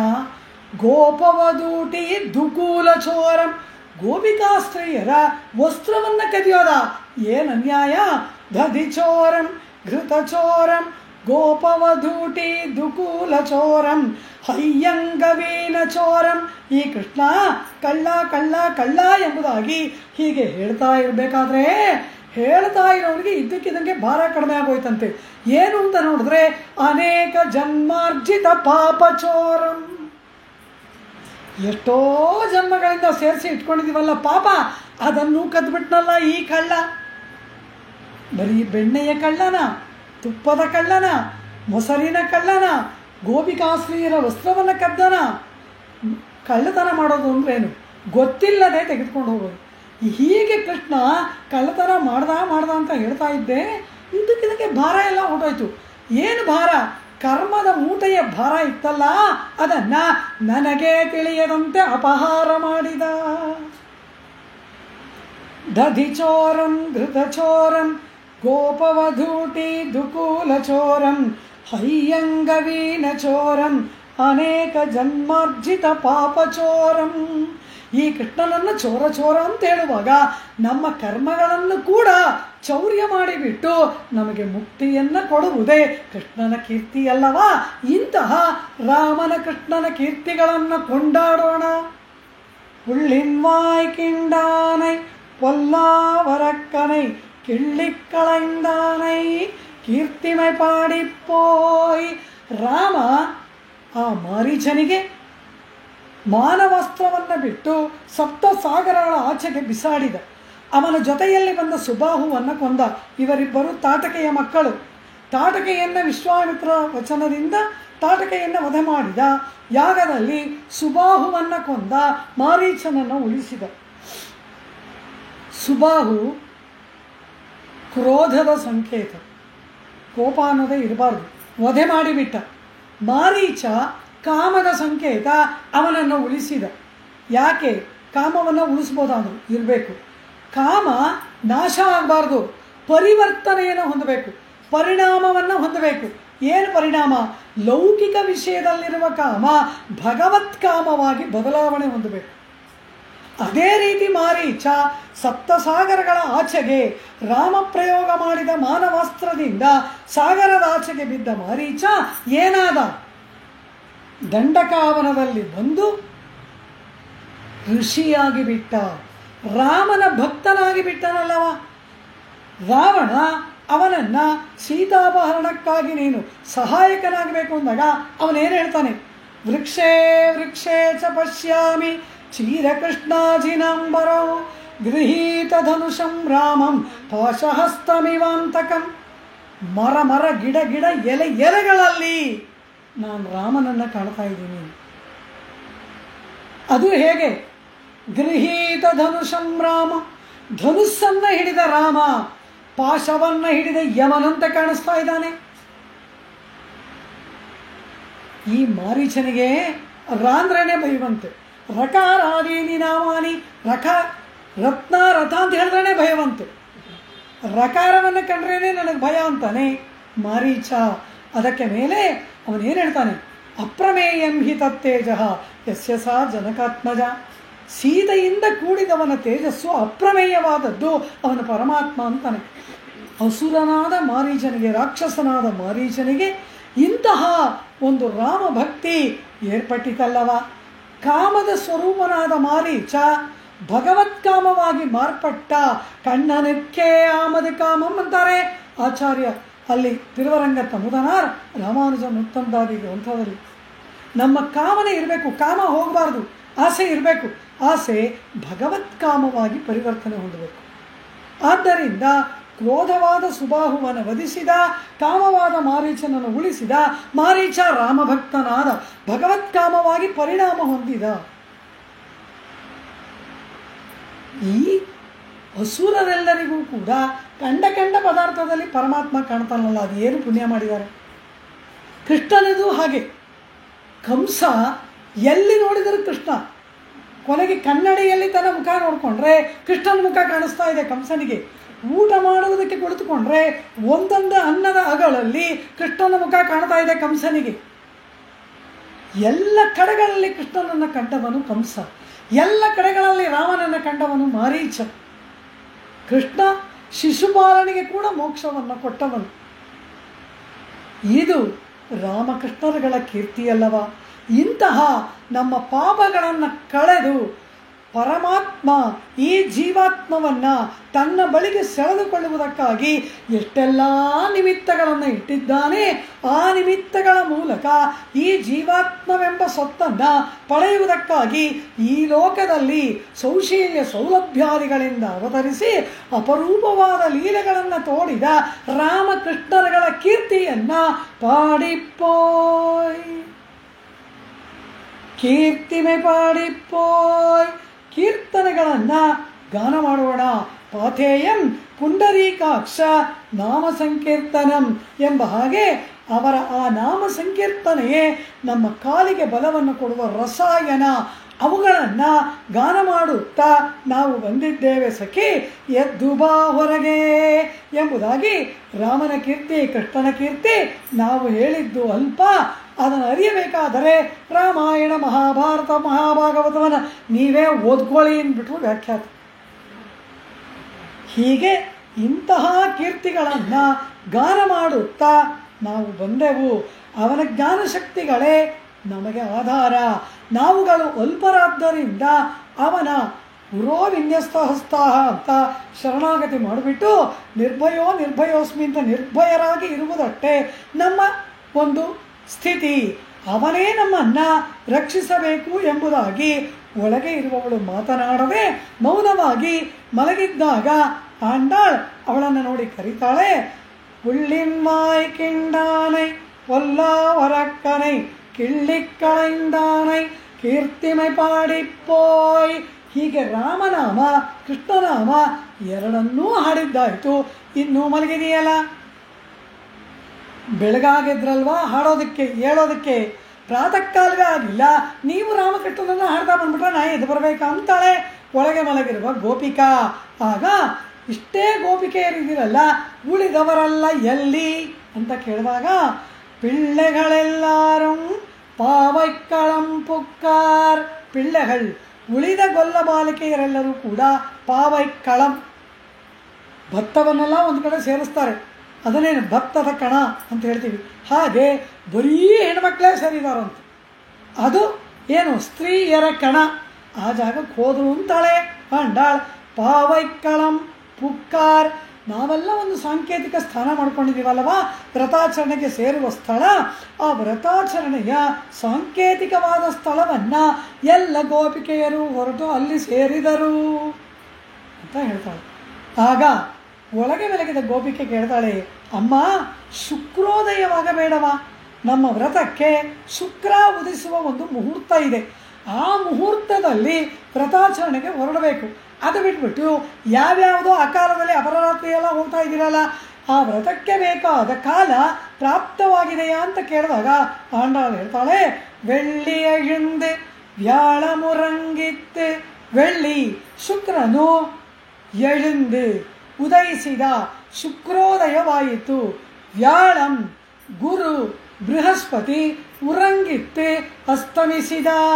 ಗುರುವಿನ ಅಸ್ತಮಾನವಾಗಿ ಶುಕ್ರನ ಉದಯವಾಗಿದೆ, ನೋಡುವ ಅಂತಾಳೆ ಅಂಟ.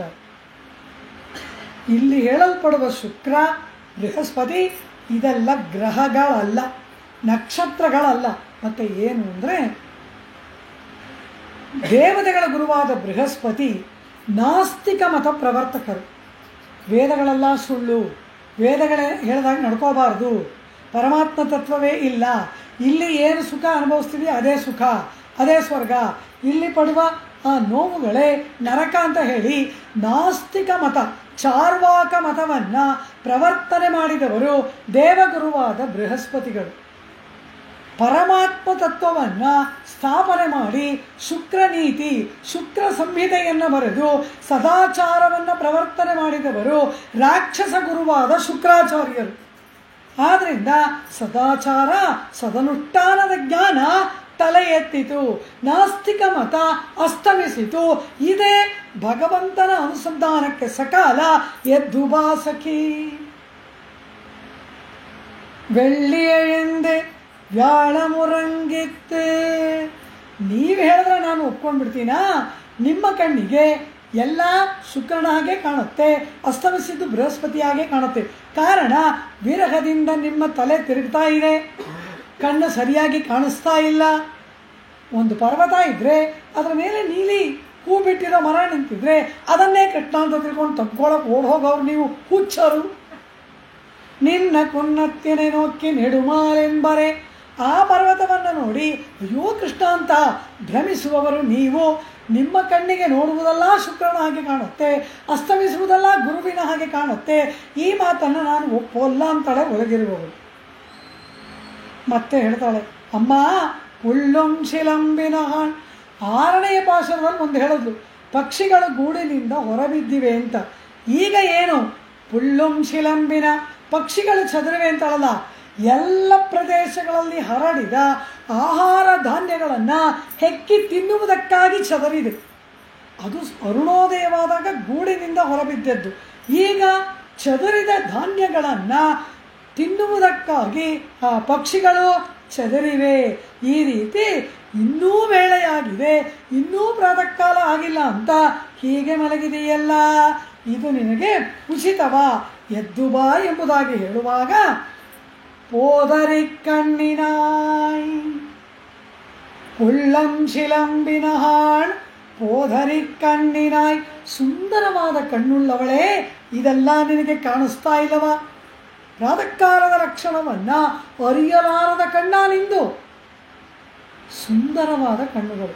ಪೋದರಿ ಕಣ್ಣಿನ ಎಂಬುದಕ್ಕೆ 3 ಅರ್ಥಗಳು.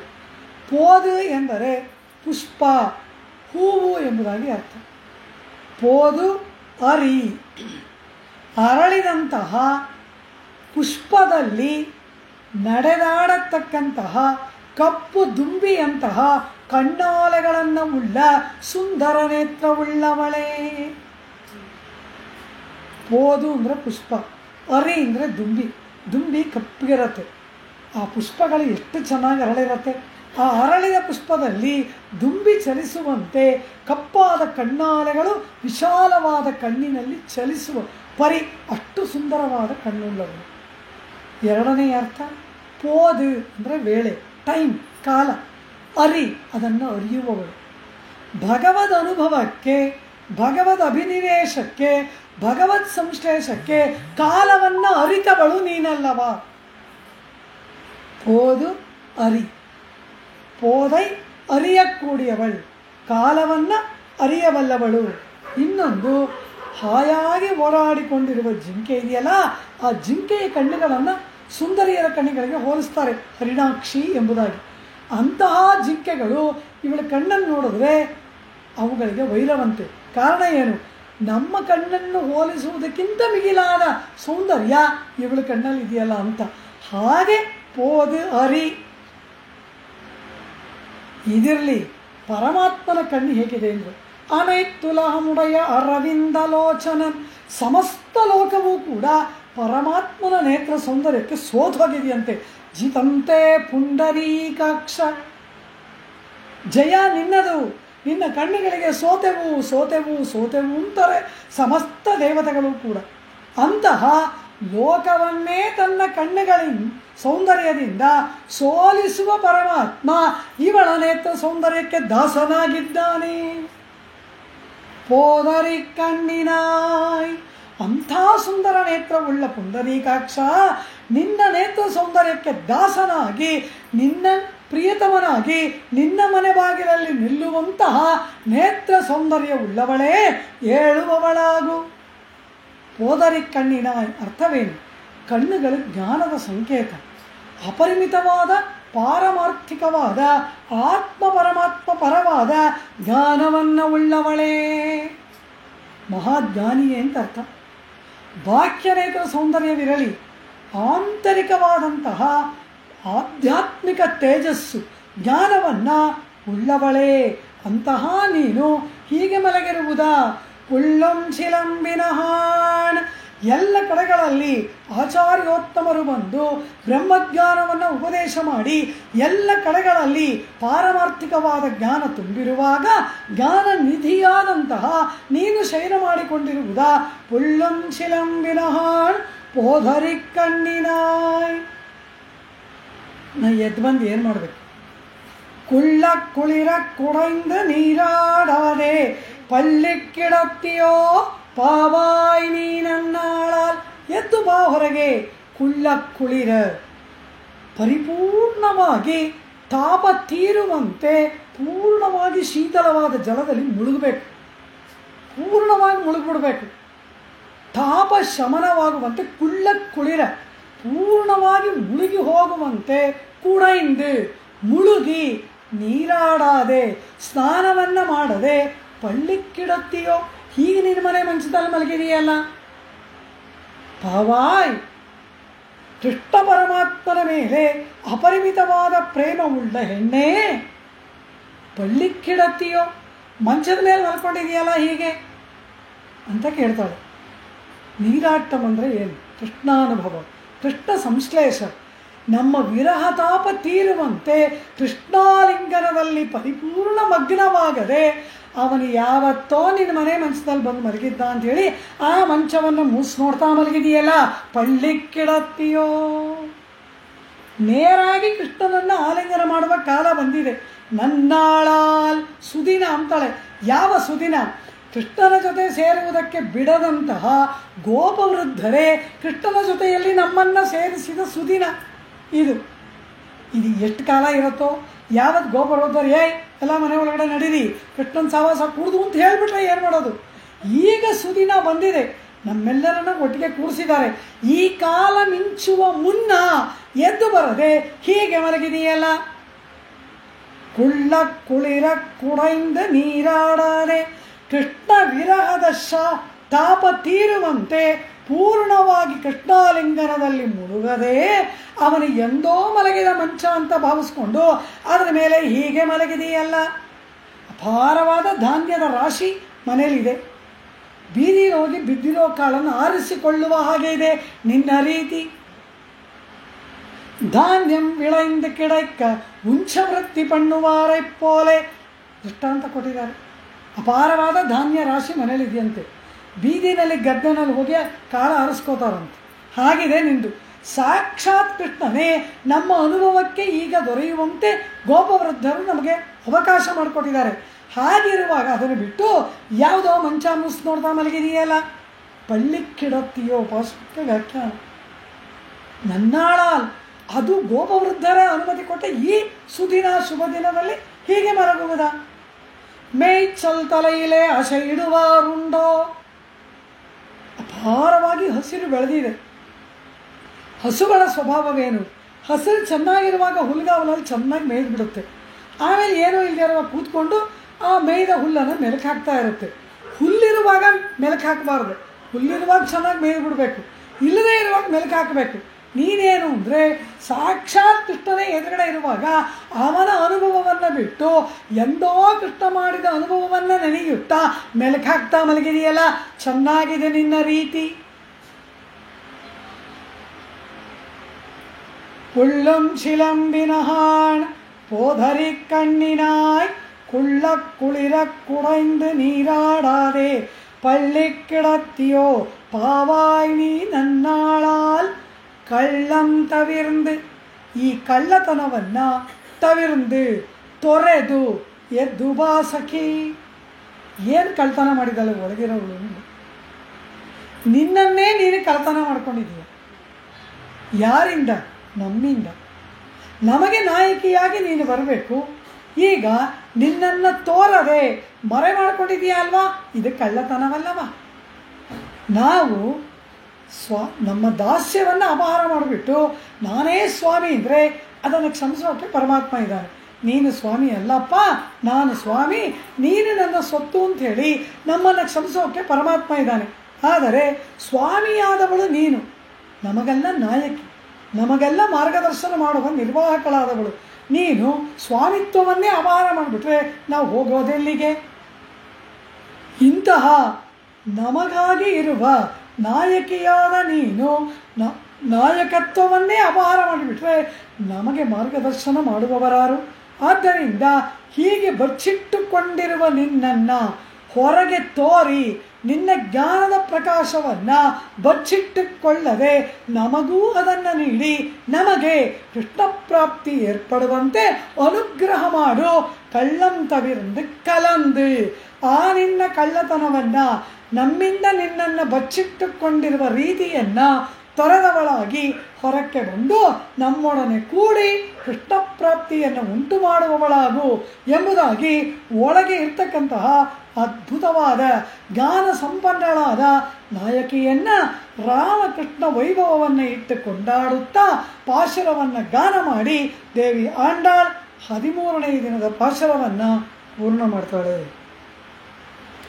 புள்ளின்வாய் கிண்டானை பொல்லாவரக்கனை கிள்ளிக் களைந்தானை கீர்த்திமை பாடிப்போய் பிள்ளைகளெல்லாரும்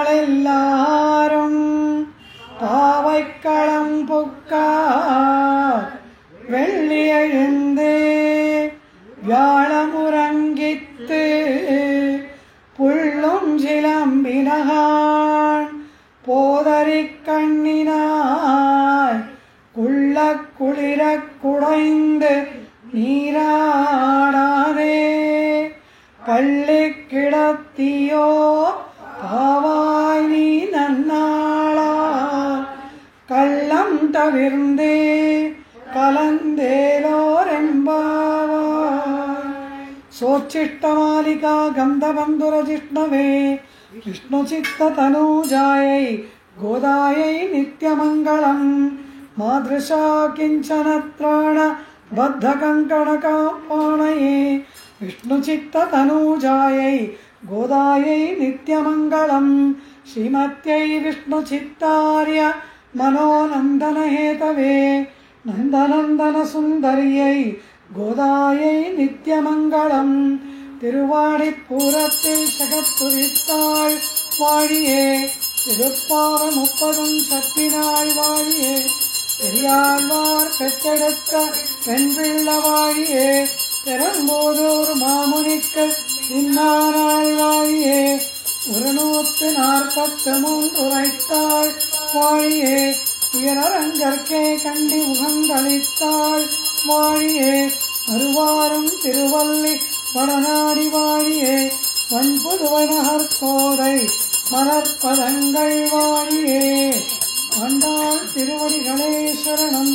சர்வம் ஸ்ரீ கிருஷ்ணார்ப்பணமஸ்து.